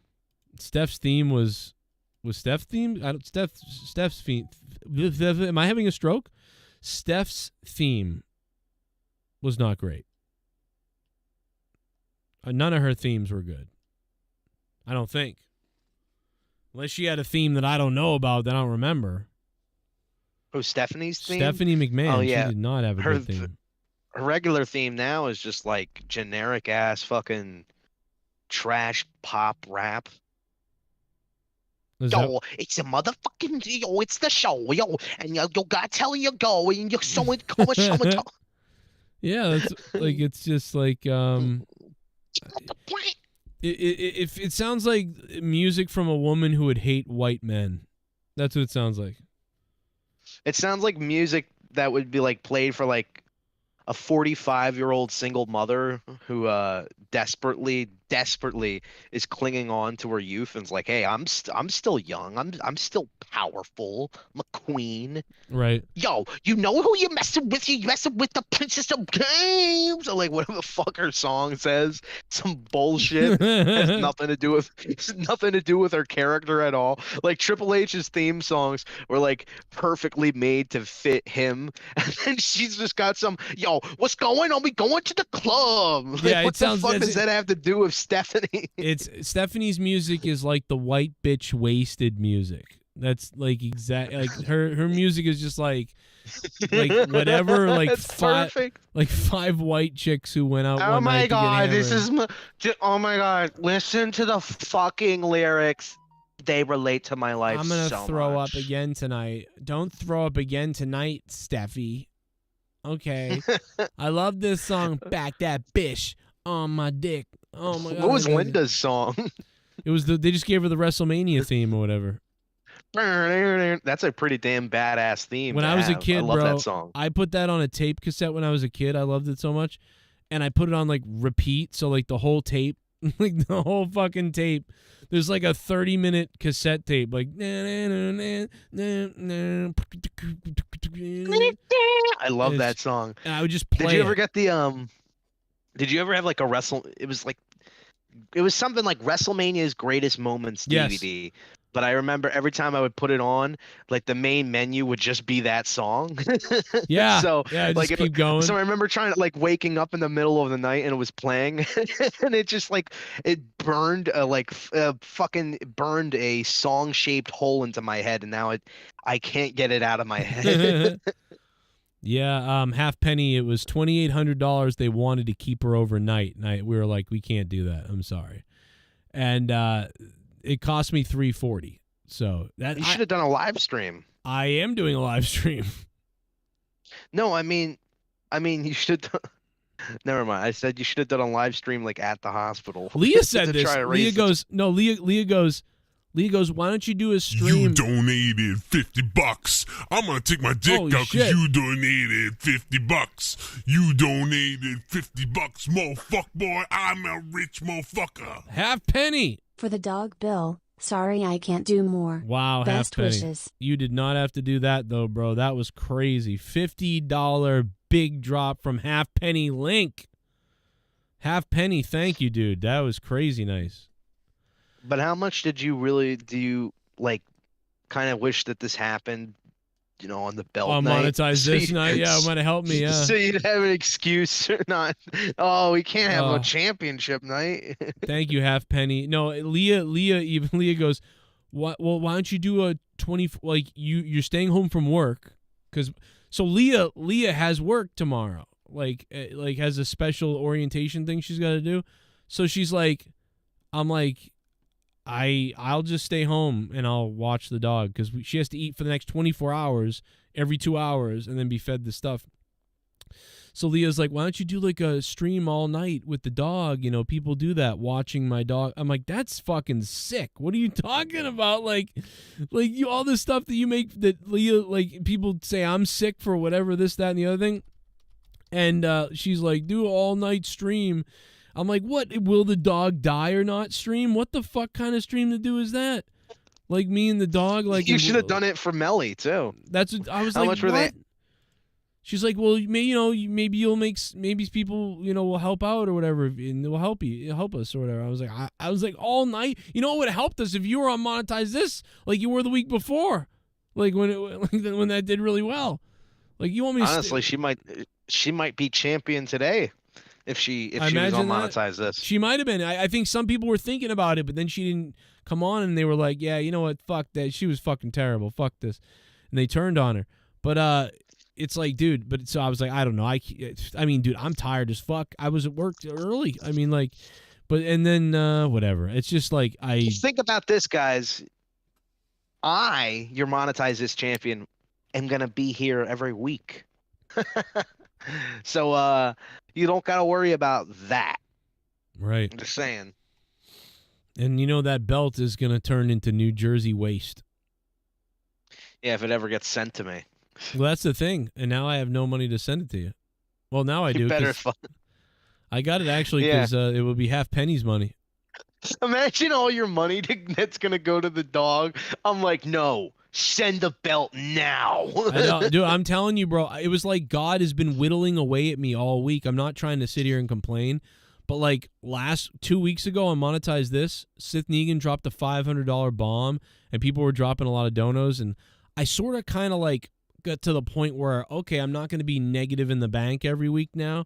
You know, there's a little bit in there. Like I finally might have like caught up to that where that will stop and I can balance my whatever. And fucking dude, I mean, like, you know, the ladder the other day, the fucking the dog today. There was something else too. And and then today I owed the Verizon bill. I had to pay that or my internet got shut off. Leah called me. She's like, the internet's off. So I had to pay that earlier. And it's like just in the electric bill, it just everything happened all week long. And I was like, you got to be fucking kidding me, bro. But the dog killed me. The ladder and the dog. The ladder was 180. The dog was 340. It's like, bro, that's right there. It'd be funny if you brought the dog home and then she literally like bites your throat out. Then she really would have killed you. No, what would have been terrible is if we bring her home and if she dies, like, and like this happens and she gets sick and dies then. And then it's like, okay, well, that wasn't worth bringing her there. And then you just have to kill the cat to get it over with. You know what was really weird? The dog is always trying to play with the cat. My dog is always trying to play with the cat. So the dog is always like, the dog does the thing where like it bows to her, like, and nudges her, and then like does this like floppy thing and then runs away and then comes back. And the cat is like, meow, meow, and the cat is like, I just don't want to fucking play with you at all. And I've got tons of videos of the cat and the dog, like kind of, but like nicely fighting. Like the dog is really trying to play with the cat, and the cat is just like, no, fuck off. I don't want to do that. I don't want to play with you. But the cat clearly does like the dog enough because she doesn't trying to hurt the dog. So it's kind of cute. Well, I mean, the cat would get fucked up. Let's be honest. Well, the dog would fuck up the cat. If the dog wanted to, she could fuck up the cat, but the cat keeps her at place. And it's weird. The dog listens. Cats are crafty. Cats are like, it's weird. A cat versus a dog, you'd think the dog would just like always be the dominant thing in that relationship, you know, when they fuck. But no, like the cats, they're I just sound like JD while I'm talking. The fucking cats, man. No. That's the thing. They're like smarter than you give them credit for. You know, like they got things going up in their mind that you wouldn't even fucking understand, bro. You'd be taking it up the ass with a cat if you were him. No, but I mean, they're crafty fighters. No, they really are. It's crazy. I actually, for the first time ever, a couple of days ago, the cat jumped onto the dog, like onto her, and then was like punching her, and that was the funniest thing I've ever seen, dude. The cat jumped onto the dog, like, and was like boom, boom, boom, boom, punching her in the ear, like it was fucking crazy. But so tonight the dog comes home, and the cat, like it was like the cat knew the dog had been sick or something. The cat walked up to the dog and was like licking the dog's back. And then and the dog's tail, and Evie turned and went snapped at her, not like really. What the fuck are you doing? Yeah, that's not a relationship. It was weird, dude. I was like, what? I was like, you're always trying to get her to play with you, and now she actually does that, and then I'm like, what the fuck is this? The roles are reversed. I'm like, why can't they ever both be on the same wavelength? And Leah's like, yeah, probably. That's what happened. No, she goes, I don't think the dog feels good. The dog doesn't feel good. I think she was like, I'm like, I guess not, because normally the dog would be like, oh my God, the cat wants to play with me. But no. Or what happened, and you don't even realize this, was that there was some sort of body swap scenario where the cat swapped the bodies or swapped the body with the dog. And that's why the dog wasn't walking properly because, you know, The cat's not used to having all that weight, you know? No, the cat. Think about it like that. Or the cat gave her Think about it like that. Gave her an orgasm before that. I didn't see it. Mm. Like, Oh yeah, because they're lesbians, right? yeah, lesbian cat dog fucking, and then Evie didn't know what to do after. She was like, oh. They scissored so hard, Evie almost died. That would be pretty awesome. Scissored her life away.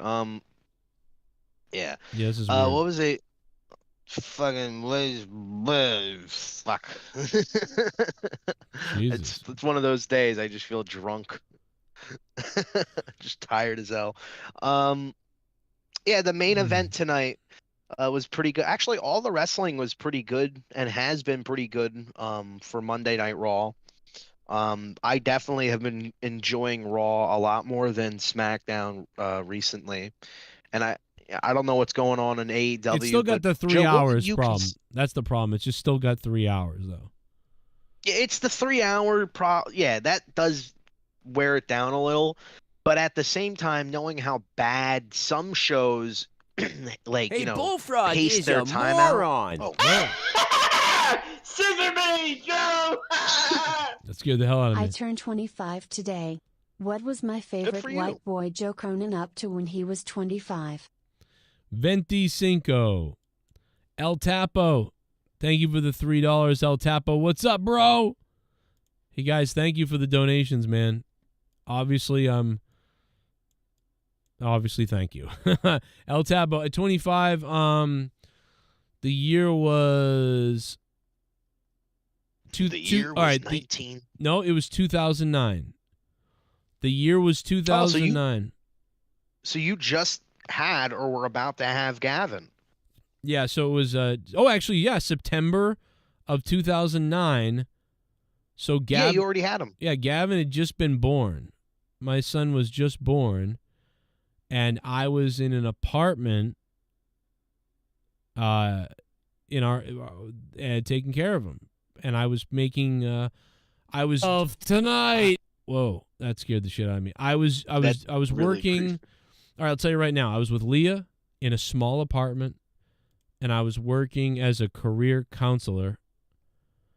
And I was counsel your own career. And I was doing an internet radio show. Yeah, that's exactly what I was doing. It was 2000 with you were doing it with Tom Green for a second, right? It is exactly at that time. Yes, it's in fact I wasn't doing anything with Troy yet. This is when I was learning Stickam and like other websites, and I was starting to do my own solo shows, and we prank called my mother and said I was dead, and stuff like that. It was exactly around that time. Yeah, that's exactly what I was doing. So I had a job that paid $35,000, maybe $33,000 a year. Or less. Yeah, about $33,000 a year. Small apartment. Baby. Couple-month-old baby. Or a couple-week-old baby. And and there was the rape charge. The rape, that went away though. That went away. I didn't do it. I didn't do it. In fact, you know what? You want to know what I was doing on September? I actually have. Oh my God! I literally have a video from September 28th. Right now, I literally have a video of what. So I was working as a career counselor, and I was living in an apartment with Leah and Gavin, my son, who was a baby. And this is the video I made. Looks like we have to have a... And you've seen it before, actually, probably. But here it is. Probably. And so that would be 13 years ago today, right? 13 years ago would be... 10 years ago would be... I would have been 29. So another... Yeah, so this was... I was 25 right here. So here you go. 13 years ago. Well, wait. When do you turn 39? Or are you already 39? No, I'm 39. I'll be 40 in June. Jesus. Yeah, what has happened? Can I still legally talk to you once that happens? Yeah. Is there some sort of limit? I'll always be 20 in my mind. Huh?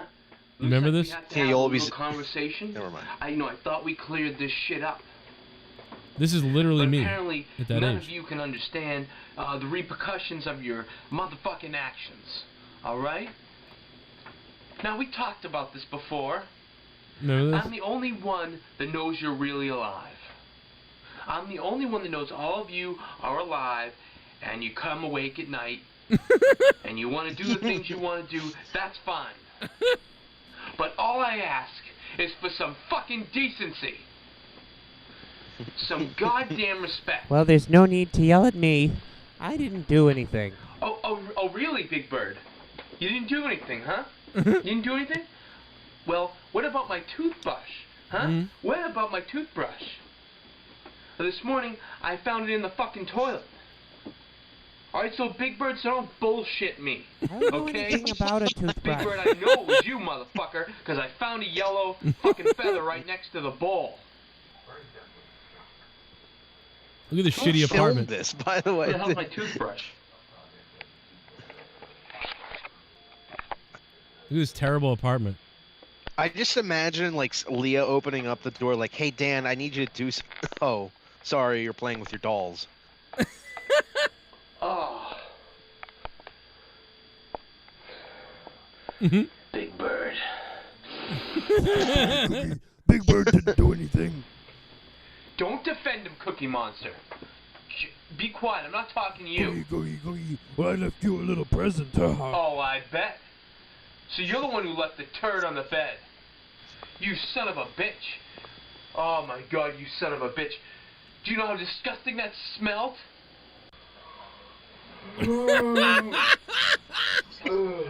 I can't. There's the baby thing. Oh, what the fuck? What the fuck is... Oh! Oh! Cookie Monster, how would you like it if you woke up in the morning, rolled over, and there was a pile of shit right next to where you were sleeping? Okay? I know that type of shit didn't come from me. It didn't come from my wife. She'd already gone to work.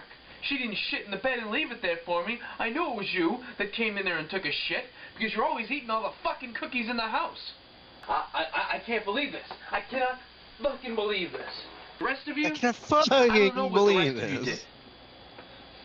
Why did we need a shot Sound of like- my ass right there too? I don't know what that was. But I'm sure Why we'll do you sound find out. like? Why do you sound like Cameron from Ferris Bueller when he's trying to impersonate Yeah, the guy's fucking- dad? Let me fucking tell I you all. can't fucking believe it. Hey, there's Gavin's thing on the wall. Someday. Well, you know I'm- what? I think the shot of your ass. I think the shot of your ass is supposed to it's supposed to be like a far away shot to just realize who he's talking to. Yeah. By the way, like this guy's insane. Yeah, he's talking to a bunch of Muppets and stuff. Because I saw a few Red other Letter things Media as does well. that all the time, where But it's I like can't prove randomly, it. like Mike will be talking to somebody, and then Yeah. it will just like cut to a faraway shot, and like the entire studio is dark and shit, and he's just talking to himself. He's got like booze in his hand. You know, it'd be funny if somebody was what they would do because if I had any brains, it would be somebody would be outside hearing me through the wall, like you're all gonna fucking die or something, and then they just shrug and go, and then just walk off. So you're all lucky right now, but everyone's getting punished. Alright? Especially you, Big Bird, and especially you, Cookie Monster, you fat blue fuck, because I know it was you. The shit in the bed, I know it was you that shit in my bed. What the fuck are you looking at, Goofy? Close your fucking eyes and look the other way. Your eyes are bugging out of your head like a fucking retard. You stupid dog. You're not getting a fucking treat this week. How about that? How about that, Stupid motherfucker? dog. And that's right. And you know what else? I'm gonna put you next to Oscar the Grouch for the rest of the week too. You're gonna sleep next to him during the day. How do you like that? The fat fuck, you can smell his garbage can, you big-eyed bastard. What the fuck? And Snuffleupagus. What the fuck is that? Oh my god. So that's what I was doing at 25, and suddenly you feel better about yourself. You know? Yeah. Like I figured Well, that I mean, you did have technically, you did have a wife and a son at that point. I did. There was one other clip that I did make, literally the day before that. And I'll only play about 10 seconds of it. But it's him gearing up to shoot up like a school or something. It is very much like that. Yes. Now I know what you're saying. I have no connections to Ted Kennedy. I have no connections.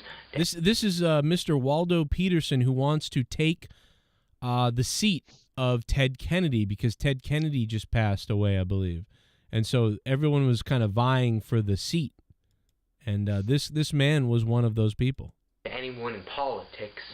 I have no educational background whatsoever. And I may be only 28 years old, but I'm here to tell you... I was 25, though. Tonight, Massachusetts, if you decide to vote for me to be in the Senate, I'm going to get things done. That's the bottom line.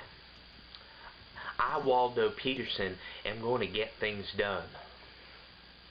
Now, a lot of you out there who have no idea who I am might say to yourself, how exactly is he going to get things done? And I'm going to tell you how I'm going to get things done. See, I'm going to get things done because I'm a crazy white motherfucker with a knife. What the fuck is going on, bro?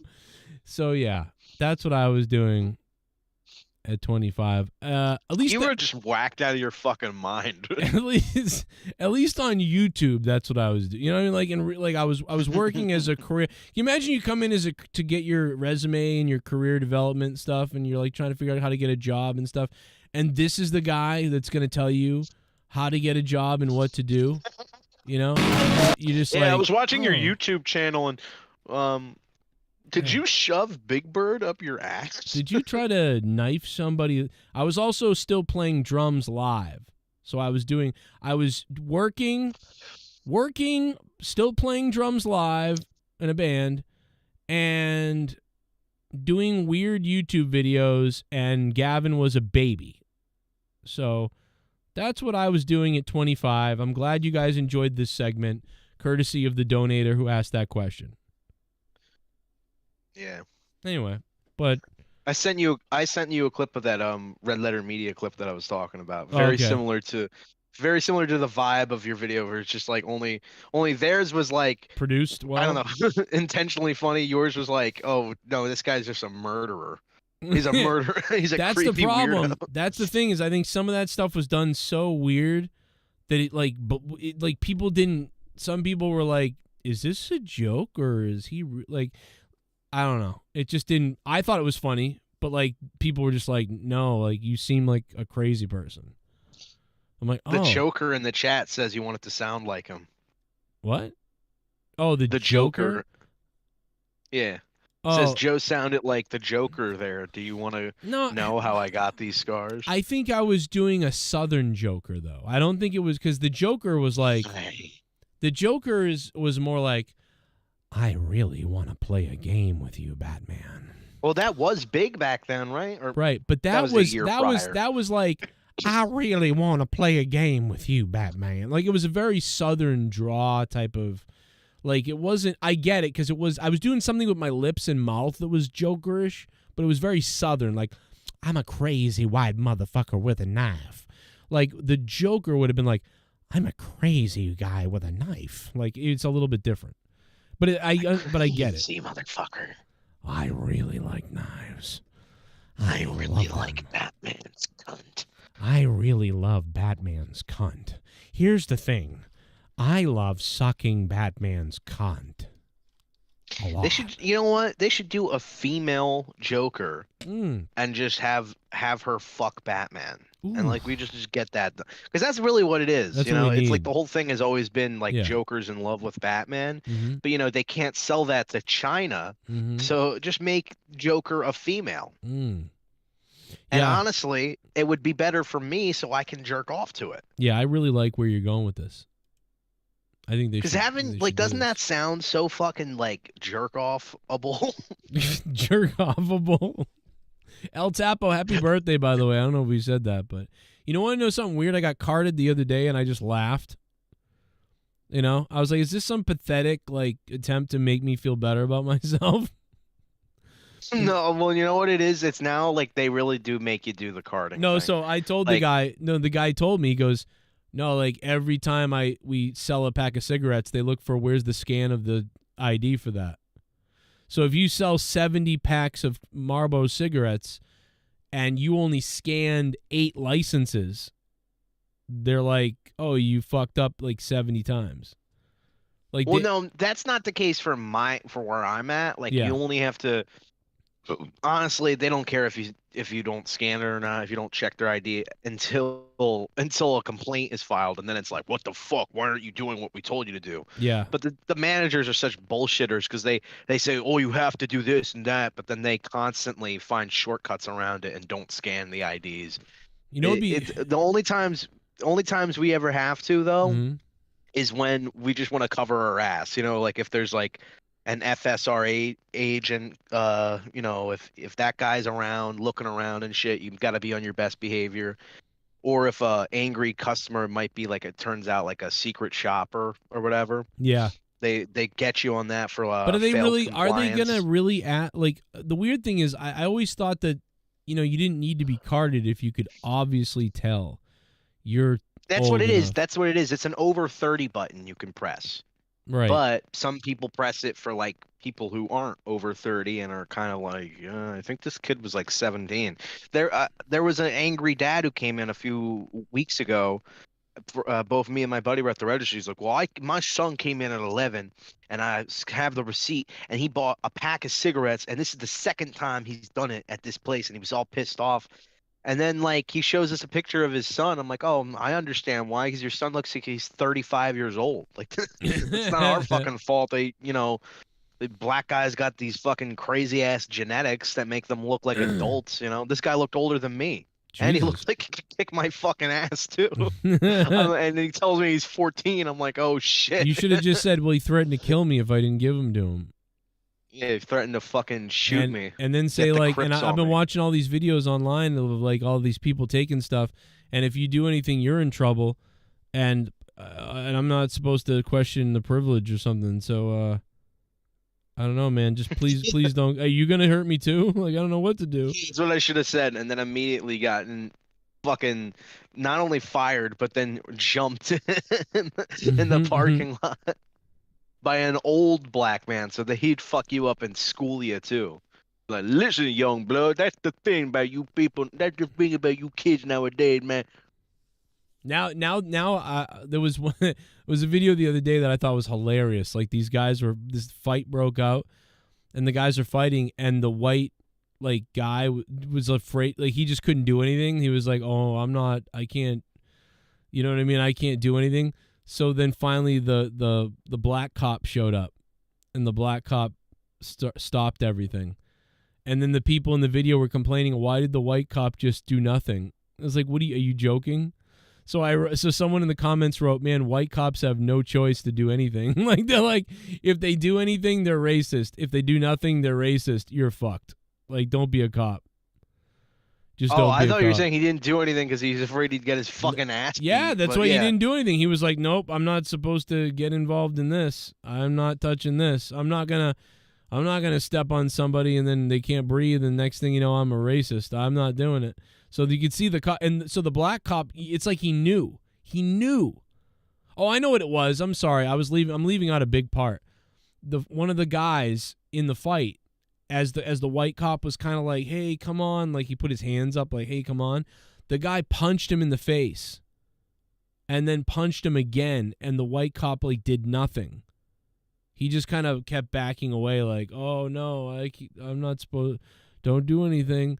And so the black cop came out of nowhere and fucking waffled this guy, and then the other guy, and then tackled them, and then the white cop was very hesitant, and then came in, and it was just like, dude, you could tell that the white cop is so affected by everything out there nowadays that he didn't want to get involved at all, and even when assaulted, didn't get involved. And the black cop, don't you hate though seeing videos like that or seeing like cop videos and like anytime there's like a cop that's like a good guy or like, you know, does his job, it's like the entire comment section is flooded with the same shit over and over again. Like, we need more cops like this. Man, I wish there wasn't so many corrupt cops that give cops a bad name. It's like, dude, logistically or realistically, how many like corrupt bad guy cops do you think are really out there? Not many, because they only a few stories about it really get reported on. But people act as if this is like, oh my god, this is happening every single day.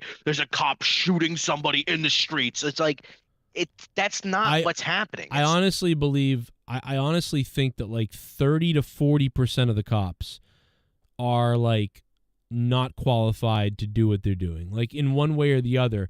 Now, how many of those people are actually like, you know, use their force and kill people and are racist or whatever? Like way less than that, like 3% or 1% or something.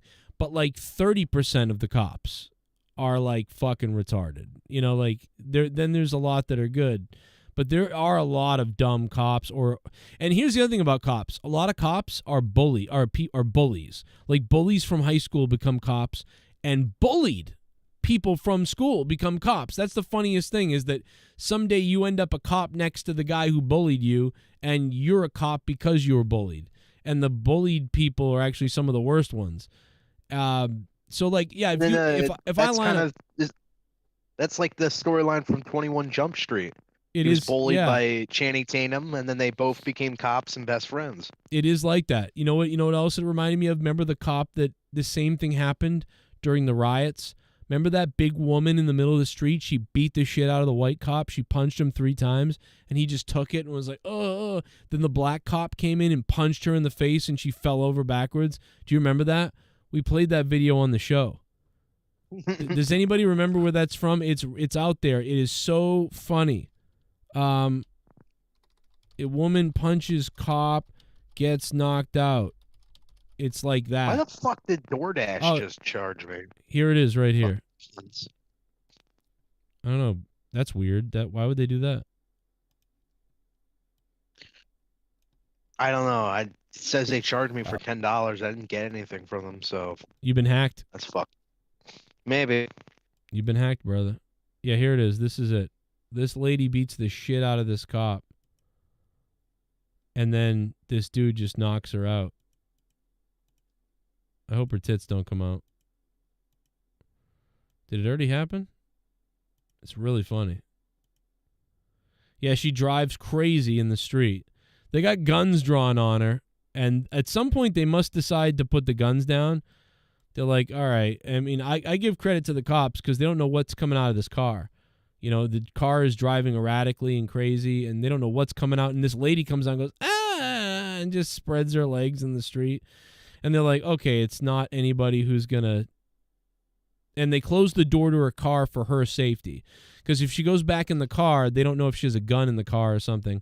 But they can tell now that she doesn't have a gun on her and she's in the middle of the street and she's just crazy. So they put their guns away. So I give a lot of credit to the cops here. They put their guns away. No, I hate this. I'm seeing the video on delay. But her like sitting down on the ground with her legs spread like a fucking retard. I have this baby right the fuck now. It's so annoying. I just hate people who are crazy. Well, where's the part where she gets... There's the part where she punches the cop, though. Where is that? Woman punching Baltimore cop twice before another knocks her out. Man, I don't give a damn if you fucking pregnant. I'm gonna break your baby and your skull. Oh, this is it. Oh, this is from the cop's perspective. I've never seen this angle. Oh, no, dude, I've never seen this angle. There's a different angle. So you can't tell from this angle, but right here, boom, she clocks him in the face right there. She gets him hard in the face. Then she does it again. Boom. Then that black cop comes up behind her right here, and he knocks her in the face. The white guy is the one who pushes her. Oh, no, you have to see it from the other angle. He actually looks like he's trying to catch her there, too. If this angle is horrible. There's a way better angle than this. I don't know why the fuck we're watching this angle. There's a way better angle of, like, from a distance where you, like, we played it on the show. It's on my show somewhere where you see her from an angle getting knocked out. and she's punches. Oh, here it is. Oh, here it is. Oh, here we go. Watch this. Here it is. This is great. Hey, Joe, wait a second. All I'm seeing is just arms and a head. Where's her torso? Oh my God. Can you get it? Yeah, I get it. Look at that. See She's that? a fat fucking piece of shit. See that shot? Watch this shot. She hit him twice. This isn't just once. Ready? So the black cop knows, oh, I got to step in. This white cop ain't going to do nothing because he's afraid of making Africa's Most Wanted. I mean, getting canceled. Ready? Right? Boom! Damn! Right hand to the face. Boom. And that guy looks so sad too. He's like, "Come on, now watch. do this. Now the black cop does. My wife just left me." The black cop doesn't try to knock her out. He grabs her arms and says, "Hey, don't do that. What are you doing?" And this cop is like, "Damn, I just got punched in the fucking face. What the fuck?" And then she goes, "Oh yeah, boom! That was a left hook to the side of the head." Did you see her, dude? Put her in a boxing ring first of all. Boom, one. Oh yeah, boom. There's another shot, and now the black cop is like, all right, that's it. I've got to do something. That's it, bitch. Boom, go to sleep. If you had a weave on, I'll rip it off. You see look how he walked away too, like a fucking. He had sympathy for her at first, like, all right, ma'am, don't punch a cop, and then he was like, fuck it, ready? Boom, sit down. Good night. Good night. That's what we call nighty night, bitch. That's what we call nighty night. Where I'm from. The way she goes out too. Yeah, she's fucking. I mean, she could have died, bro. She could have hit her head on the pavement and died. I mean, that's why people, like, you don't want to punch somebody, because, like, you could, if you knock them out, where are they going? They're gonna hit the pavement. That's why I wouldn't want to fight someone in the street. I literally, one time when I was fighting my buddy, I remember telling him, like, get in the yard and I'll fight you. Because I was worried that if I get knocked out or he gets knocked out, one of us could smash our head open on the curb. Like, you don't want to get knocked out in the street. And that other cop was trying to kind of protect her. And then even, I think the white cop, even after all that, was like, oh no, like, he tried to, like, catch her. Even though, fuck her, you know? The POV. And the POV is like, no, don't fall. No. It was very funny. That being said, and she rocked him twice, but that black guy was like, all right, bitch. Yeah. Night, motherfucker. And that was during, like, I think, like, you know, the riots for, like, the George Floyd stuff or whatever, or around that time. Well, that was all that pent up rage. He was imagining he was punching Whitey. Exact, probably. He's like, you know what? I'm gonna just imagine you a big fat white bitch instead.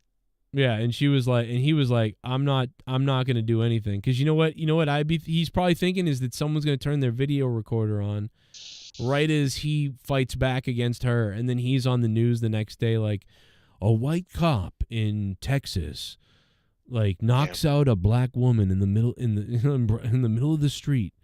And then would still, like, to this day be called, like, horrible things. It's like, well, there's video evidence that he was just defending himself. But there wouldn't be. That's the problem. It was that's what the story we were told. Like, people nowadays, and really it's not people, it's just, you know, the fucking Twitter crowd, you know, the Twitter mob.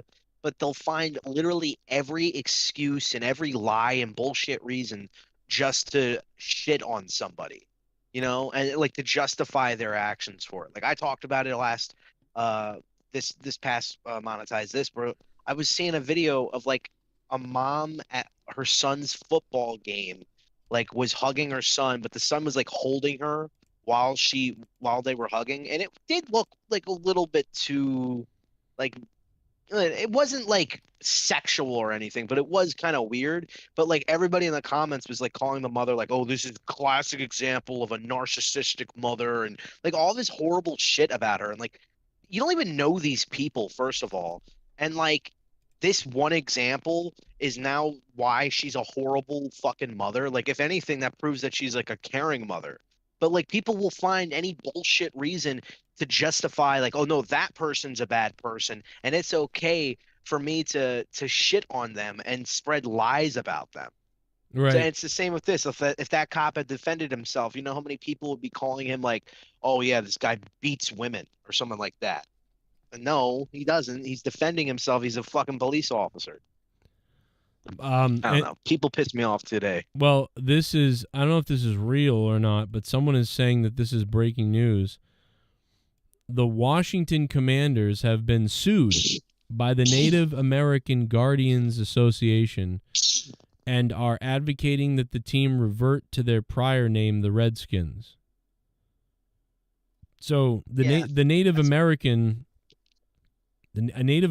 group is suing for them to change their name back. I feel like that's not how lawsuits work, by the way. Like, yeah, I don't think that has any merit. There's no real but it's just it is a statement though in a way, but it's not illegal. It'd be like, well, I'm going to sue. Yeah, they're only Raiders. saying that they're advocating. But it's why wouldn't you just come out and say you're advocating? Why would you try to sue the team? You know, I don't think that report is right because it doesn't make any sense. If they're being sued, but then they're saying and are advocate, like that doesn't make any sense. It's good. Maybe it's a parody Twitter or something, like a fraud account or something. You know what I mean? I think that's not a 100% legit story. No, I wouldn't be I surprised can't believe so. if they're advocating for it, but I mean, there's no legal course of action you can really take there, right? Like it's somebody can name their fucking their team whatever they want. Yeah, it falls under basically that falls under kind of like the freedom in America. I mean, I agree. Like, I don't know. I guess Redskins is like if it's not it's so ingrained in the culture of football. Like everybody knew who the Redskins are. Still do. Like I still call them the Redskins. Everybody calls them the Redskins, but no, they're the Generals. I guess or Commanders. I think it's just that like I don't see it. I mean, for me, I know that maybe it's racist to them or whatever, but like for me, I think it's a proud thing. It's the same thing as when you say Fighting Irish or the Irish Green or the Leprechauns. Like I don't get offended. Like I'm not a fucking leprechaun. It's more like, yeah, that's like our stereotype or our motto or something that represents us. Or if you called me. But I guess if it was derogatory, like the crackers, like I don't know, like the honkies. Imagine like I don't know. I don't know how derogatory the Caucasians. I don't know. I see it as a proud thing. Like fucking yeah, that's the native. They're tough. You know what I mean? These people were warriors at a time. Like there are native people to our land. They deserve to be honored or remembered. And that's the way I see it. I just see it as like an honor and a remembrance and a tribute to people that were here and are here and that were native to this area. That's the way I see it. So I don't see it as a bad thing. What we did was bad and some of the things we did were bad. But like I see that as a tribute, not, but if the people are insulted, I guess. Then it's Mastodon says that they're suing after the team allegedly made defamatory comments attacking the association's integrity. Oh, that makes more sense because, like, I guess that headline is just very devoid of facts and reason. That's also strange because it's like if the team was attacking the association, then that must mean that it was the team's idea in the first place to change the name and not like any blowback from that association. And maybe that's what I'm getting, that maybe like they lied about the association wanting it being to be... upset with them, right? And said no, we don't care, we advocate for it. So that's change the name back. That's a defamation case then. I don't know, maybe that's what it is. Yeah, that makes sense. Not clear on the facts. I could see that. They literally didn't care about what the real people thought, made something up, and they just wanted to go with the woke mob. And then the real people were like, well, we didn't say that, and you're making us look bad. What the fuck? So we're going to sue you now. That makes sense. By the way, Omar just sent me this, apparently another classic moment. Omar. Positive. Like, I believe, for instance, we come back as animals. And, when we die. I have proof of that, too. About a year ago, I was visited by several dead family members. I'll tell you what happened. I woke up in the morning, I opened the blinds, and suddenly a hawk flew down from the sky and landed in the middle of my backyard. And the hawk stared at me for over an hour. And that's when it occurred to me, it was my father.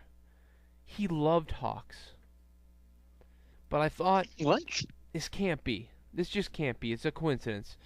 But then around lunchtime, a fox came out of the woods, laid in my backyard, and let me pet it for over an hour. And that's when I realized my cousin Dave died 2 months ago. He loved foxes. I couldn't believe it. I was stunned.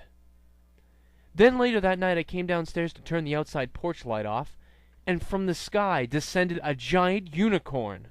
And that's when I knew. I knew for sure.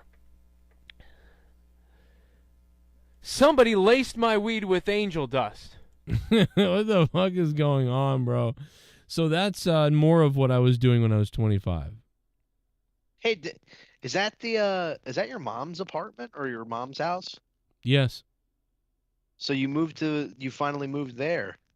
Yep, I'd moved there. This was Must be a little bit older than 25. This was 6 months. Oh no, wait a minute. This was it's 10 years ago. I was 29. Oh, I was 27 here. So I was 27 here. So it's even worse, maybe. You know, so at 25, whatever you're doing is what you're doing. But at 25, I had my own apartment, job, was doing YouTube videos. And then 2 years later, I was doing this, sharing a house with my mom. And yeah. So, I mean. Yeah, and if you guys think that like room looks messy right now, just think what it's going to look like in like 5-7 years from then, after 3 kids have lived in it. Yeah. Think about when we moved out of there, we had 3 kids. Brenna, in that little tiny area. My daughter was probably 3, and Finn was a baby, and Gavin was like 7. Yeah, so your whole old house looked like the rec room in a church. You know, just like random ass shit. Like, oh yeah, this we put these boxes over here, and we're gonna move them sometime. Yeah, but they're like in your bedroom. It's crazy to think that this you just got a bike laying on your bed while you're sleeping. Like we couldn't move it. That upstairs room was big though. Yeah, it was. I mean, you had the match with the bear in it where you bled. That's true.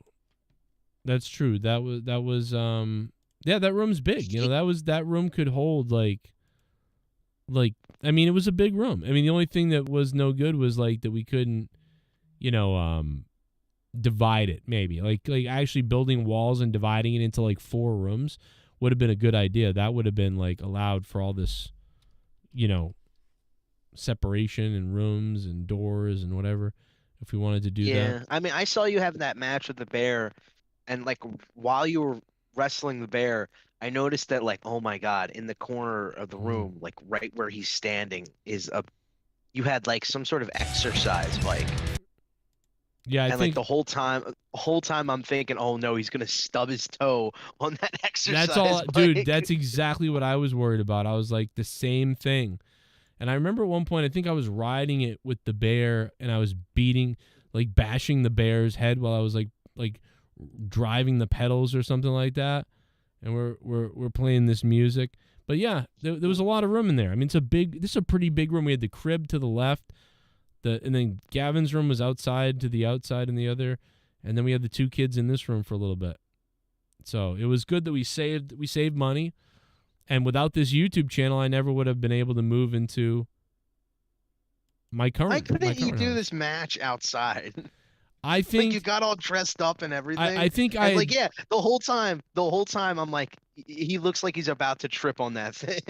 I think because I had done so many matches outside, I wanted to do one inside. You know, I wanted to really fight the bear. And look at the desk, by the way. That's a piece of wood on top of 2 filing cabinets where I used to do my sales work.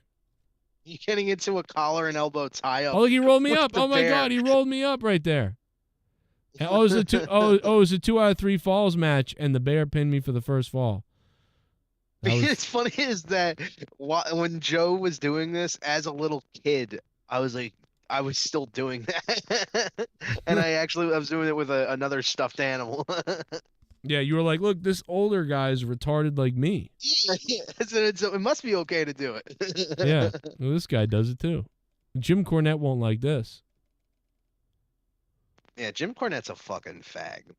Yeah, he should probably die. I just don't like that he acts like this like conservative, tough guys aren't like they used to be. He acts but like then a he's liberal. also a pussy liberal. Yeah, he's really a liberal. It's weird. But yeah, then he's got the traits of a tough guy. Oh my God, the Pampers box. And he's also like a coward. That's who, true. bitched out to Santino. God. Oh God, look out! Wait a minute! Oh, Cronin! Dude, I don't know why, but the sound the Pampers make cracks me up. Like the sound of just breaking stuff is funny. Oh God, that was look a good out. sell. Wait a the minute! headland. Oh, Cronin went flying first. You know, we should have hired someone else to do the commentary though, because that kind of took you out of it. Like that's me calling me. You know, I'm confused. Got me. You're right. You would have been good. You'd be like, there goes Joe. He's doing it. You know, the whole time I'd be putting you over. You know, like there's my idol Joe. Oh look, look! I recreated Shawn Michaels, Bret Hart WrestleMania 12 when he slingshots him into the cameraman.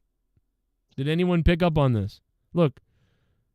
I see you currently right now holding the bear in a bear hug. Oh, you're gonna see it in a minute. Then it's the WrestleMania 12 slingshot. You know, what's crazy is I was like, this is when I just started getting out of shape too. Like this is probably when, like it was like, okay, I think I need to work out. Like I never noticed, but I'm getting out of shape. Look at that! Oh, the I think it's shoulder that breaker. far away camera shot. The camera does add weight, but it's like also seeing like yourself from like 25, 30 feet away. You're like, wow, this is what people must see me from a distance and be like, oh, should I run? Wasn't bad. I mean, I'd say about 190 here. My God, no! You gotta believe. You have nothing to complain about here. You look good. Oh, look at that! That was creative on the choke on the bear. No, he'll break his. Oh my God! Hey, that was. No one has ever used an ironing board like that before. I will say that. What is this? Look at this. Yeah, this was wicked long. Like this was longer than the in-ring match I had with the bear. Yeah, because you only had a few minutes before like the wrestler showed up and said, "Hey, get the fucking bear out of the ring." Fuck face. It's funny. Okay, guys. Someone did say that. They were like, "What you're gonna do?" or whatever. But I'll tell you, Teddy Goods put me over. He was like, he's got like 50,000 subscribers, and he's like, whatever. And the guy was like, oh, really?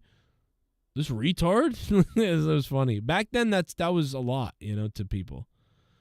And in fact, that was back when people still didn't even know really what YouTube was. So most people would be like, you'd be like, oh, he's got like a big YouTube following thing, 50,000 people. Whatever, and someone would be like, "Oh yeah, like what on YouTube? What do you do on that? Like, you get ads or something that happen?" Like, they didn't even get it. Now it's like, "Yeah, I got one too." Who cares? Yeah, whatever. We all do. Yeah, we've all got a channel. Who gives a fuck? Look at this. Hey, Brian. Luke would have lost that title match if D. Welsh didn't sleep. Yeah, well, he didn't. He didn't. You can think about all the what ifs in history. What if Hitler lived and won World War II? What if we won the Vietnam War? What if Nixon never got, kicked out of office? But we can keep thinking of those what ifs, but they're just exactly that. They're what ifs. They're not real. They're alternate realities that we'll never fucking see. Just like a reality where I didn't win the Monetize This championship this past Saturday. It's a reality you'll never see. Look, I punched the ladder and then I fell into something on the fucking bed. What? Oh man, he picked the bear up. Oh, shot to the face. Another one by Cronin.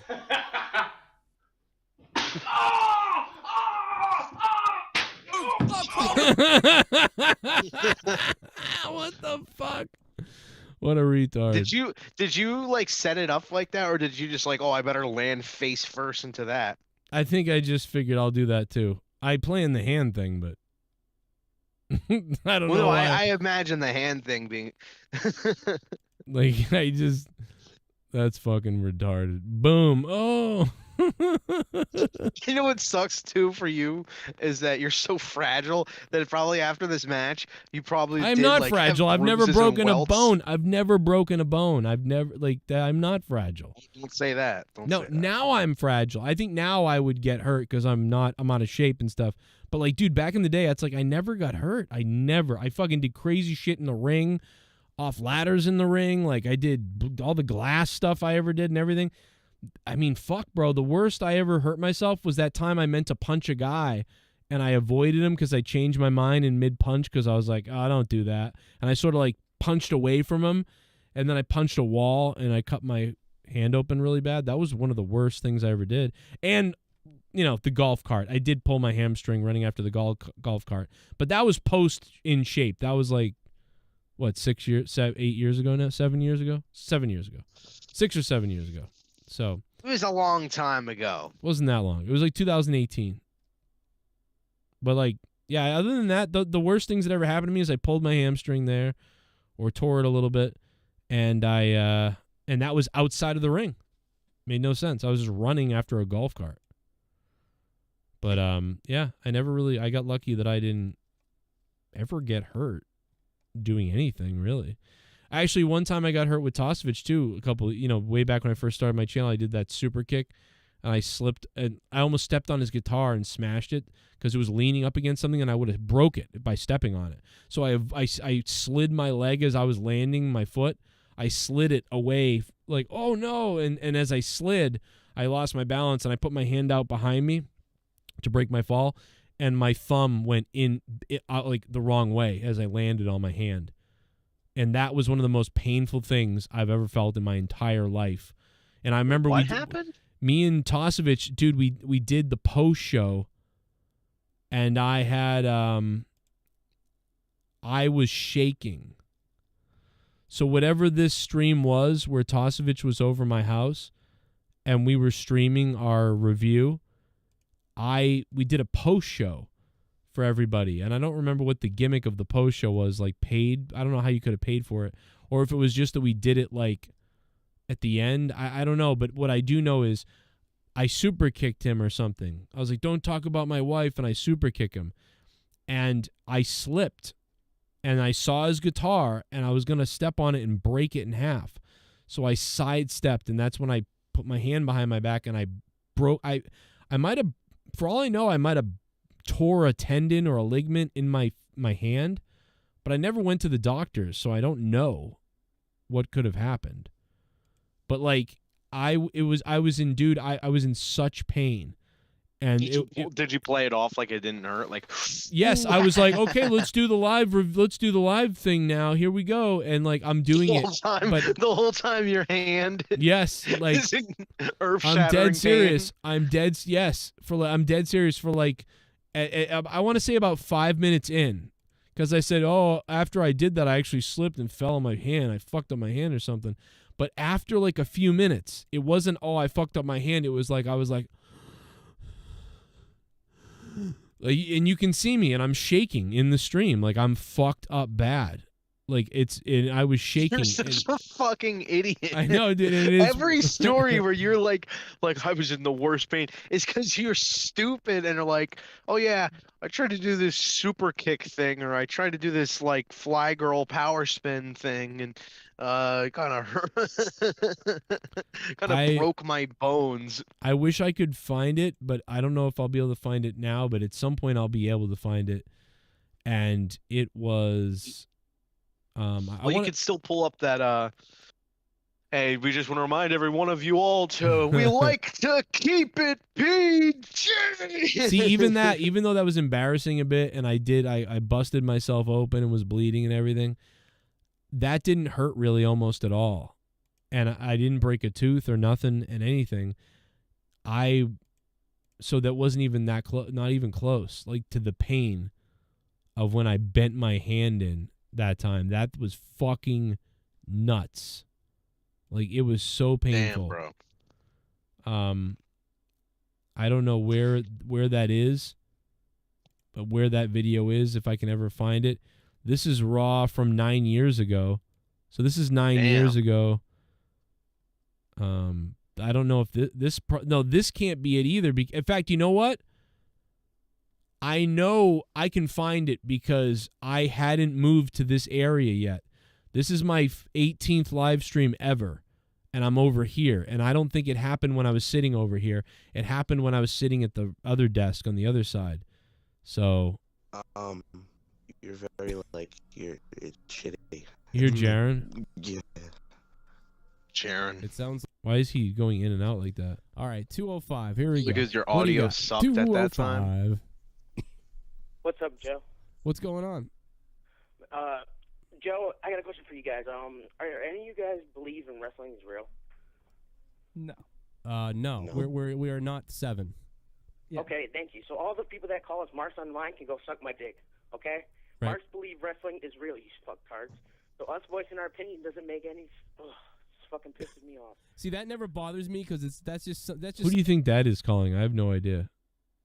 Idiot. That's an idiot calling. It's so stupid.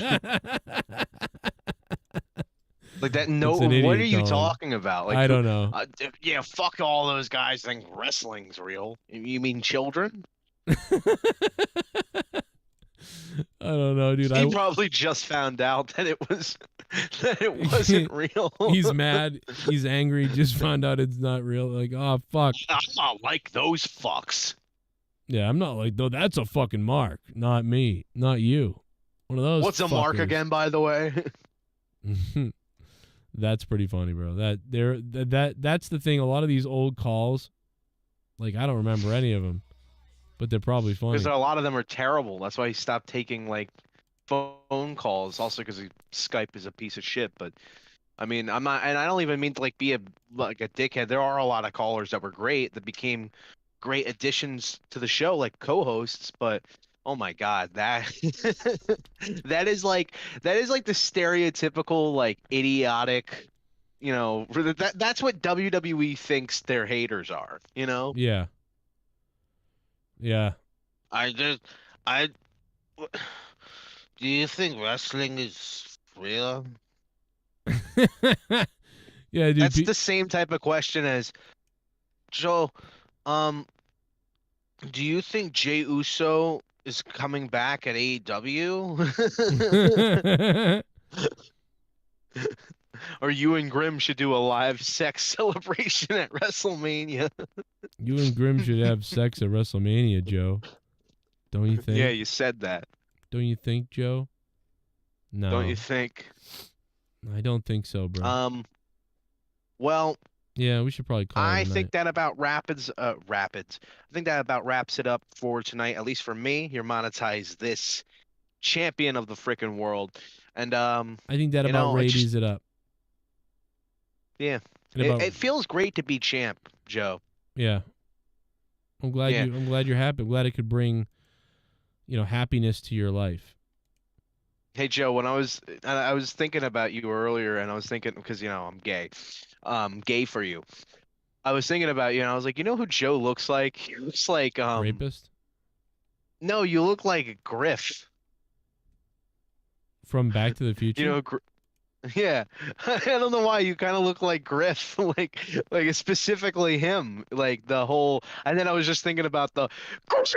Since when did you become the physical type? Well, let me tell you, McFly. Since when did you become the physical type? You know what he sounds like? He kind of sounds like a male Miss Piggy. I never realized that. And then that chick grabs Michael J. Fox by the balls. Yeah. What's wrong? Imagine that's what McFly? gave him Parkinson's or whatever the fuck he has. You got no stroke, McFly? Oh, Doc, she grabbed my cock and. Oh, Doc, she grabbed my cock. That rhymes. That was how'd you do that? You're so good. It's something called genius talent, You're so good at this. You're so good at this. Are you aware of how good you are? You don't gotta soften me up and make me feel great and appeal to my ego, and then later be like, "Hey, since I said all those nice things, think I don't have to ship the belt to you? You already got your own belt, man. Honestly, you start like talking up my belt. You're like, oh yeah, honestly, I think that thing looks cool. I'd rather have that. Well, what do you think of this review where I'm doing my show and there's a kid literally half asleep on half of the couch in the background? The ideal would be her and AJ, but I think Naomi of the Funkadactyls is. Look to the right. There's a kid with his foot on the floor and over here, and his whole body is on the couch asleep, and he's laying into the couch asleep. Can you see that? They probably think you just killed your family or something. Why is there a dead kid in the background? Yeah, literally looks like you shotgun blasted him, and he's like, "Well, better do one last stream." Oh my god, dude! My kid in the background is like out. And it looks like there's blood splatter next to his head. Jesus, that I never. Oh, know. no. That is too funny. So, what did the audience do for me? Look at that. I got a house. You know what I mean? We have real equipment here, kind of. I mean, look at this. A $5 USB light and a microphone that's $30. You went from that to a pretty good mic and a pretty good house, but still the same financial troubles. Still the same problems in a different way. In fact, yeah, but at least you didn't get divorced. Yep. Not yet. We'll see what happens, to be continued. Yeah, until you have to ship that belt. And then they're like, that's right. And then she finds out, like, you lost your title. Get out of here. Yeah, to that thing, Yeah, All you right. lost to that. Luke the Muppet. All right, good night, man. Fucking fat Garguts you lost to. No, Garguts is losing the life soon. I got to go feed the dog. Good night. Kisses. Good night. Good night. I got to go wake my dog up and feed her. Make sure she's Hope alive. she's okay. Thanks, baby. Good night. Hey, guys, thank you for hanging out with me tonight. I do have to go take care of my dog. I have to feed her every 2 hours so she doesn't die. And I just want to I got to go take care of her. I did as long as I could with you guys tonight, as best we could, since I missed a lot of it because we were at the hospital. But thank you to everyone for being here who supports this channel and me and us. Thank you very much, guys, for being here. And thank you to Halfpenny Link, man, for donating $50, bro. Thank you so much, man. That was really nice of you. And everybody else who donated, too. Patreon.com/Joe Cronin Show if you want to support the channel, become a member. Use the paypal.me/Joe Cronin Show or the links down below, or just support shows when we go live, like the videos, all that shit. You know how to do everything. We need it all, And that's it. I'm very tired. I can't sleep, though, because I got to stay up, take care of the dog. But I'd like to go to bed because I'm pretty tired. I hope all you guys have a good day. I have something I'm going to comment. Ed's View, you brought up something that I now can't get into, but I will get into it tomorrow, Ed's View. You left me a comment on Twitter. I'm going to talk about it tomorrow. I'm sorry about it, man. Thank you, guys. I hope you have a good day tomorrow. And I'll see you later.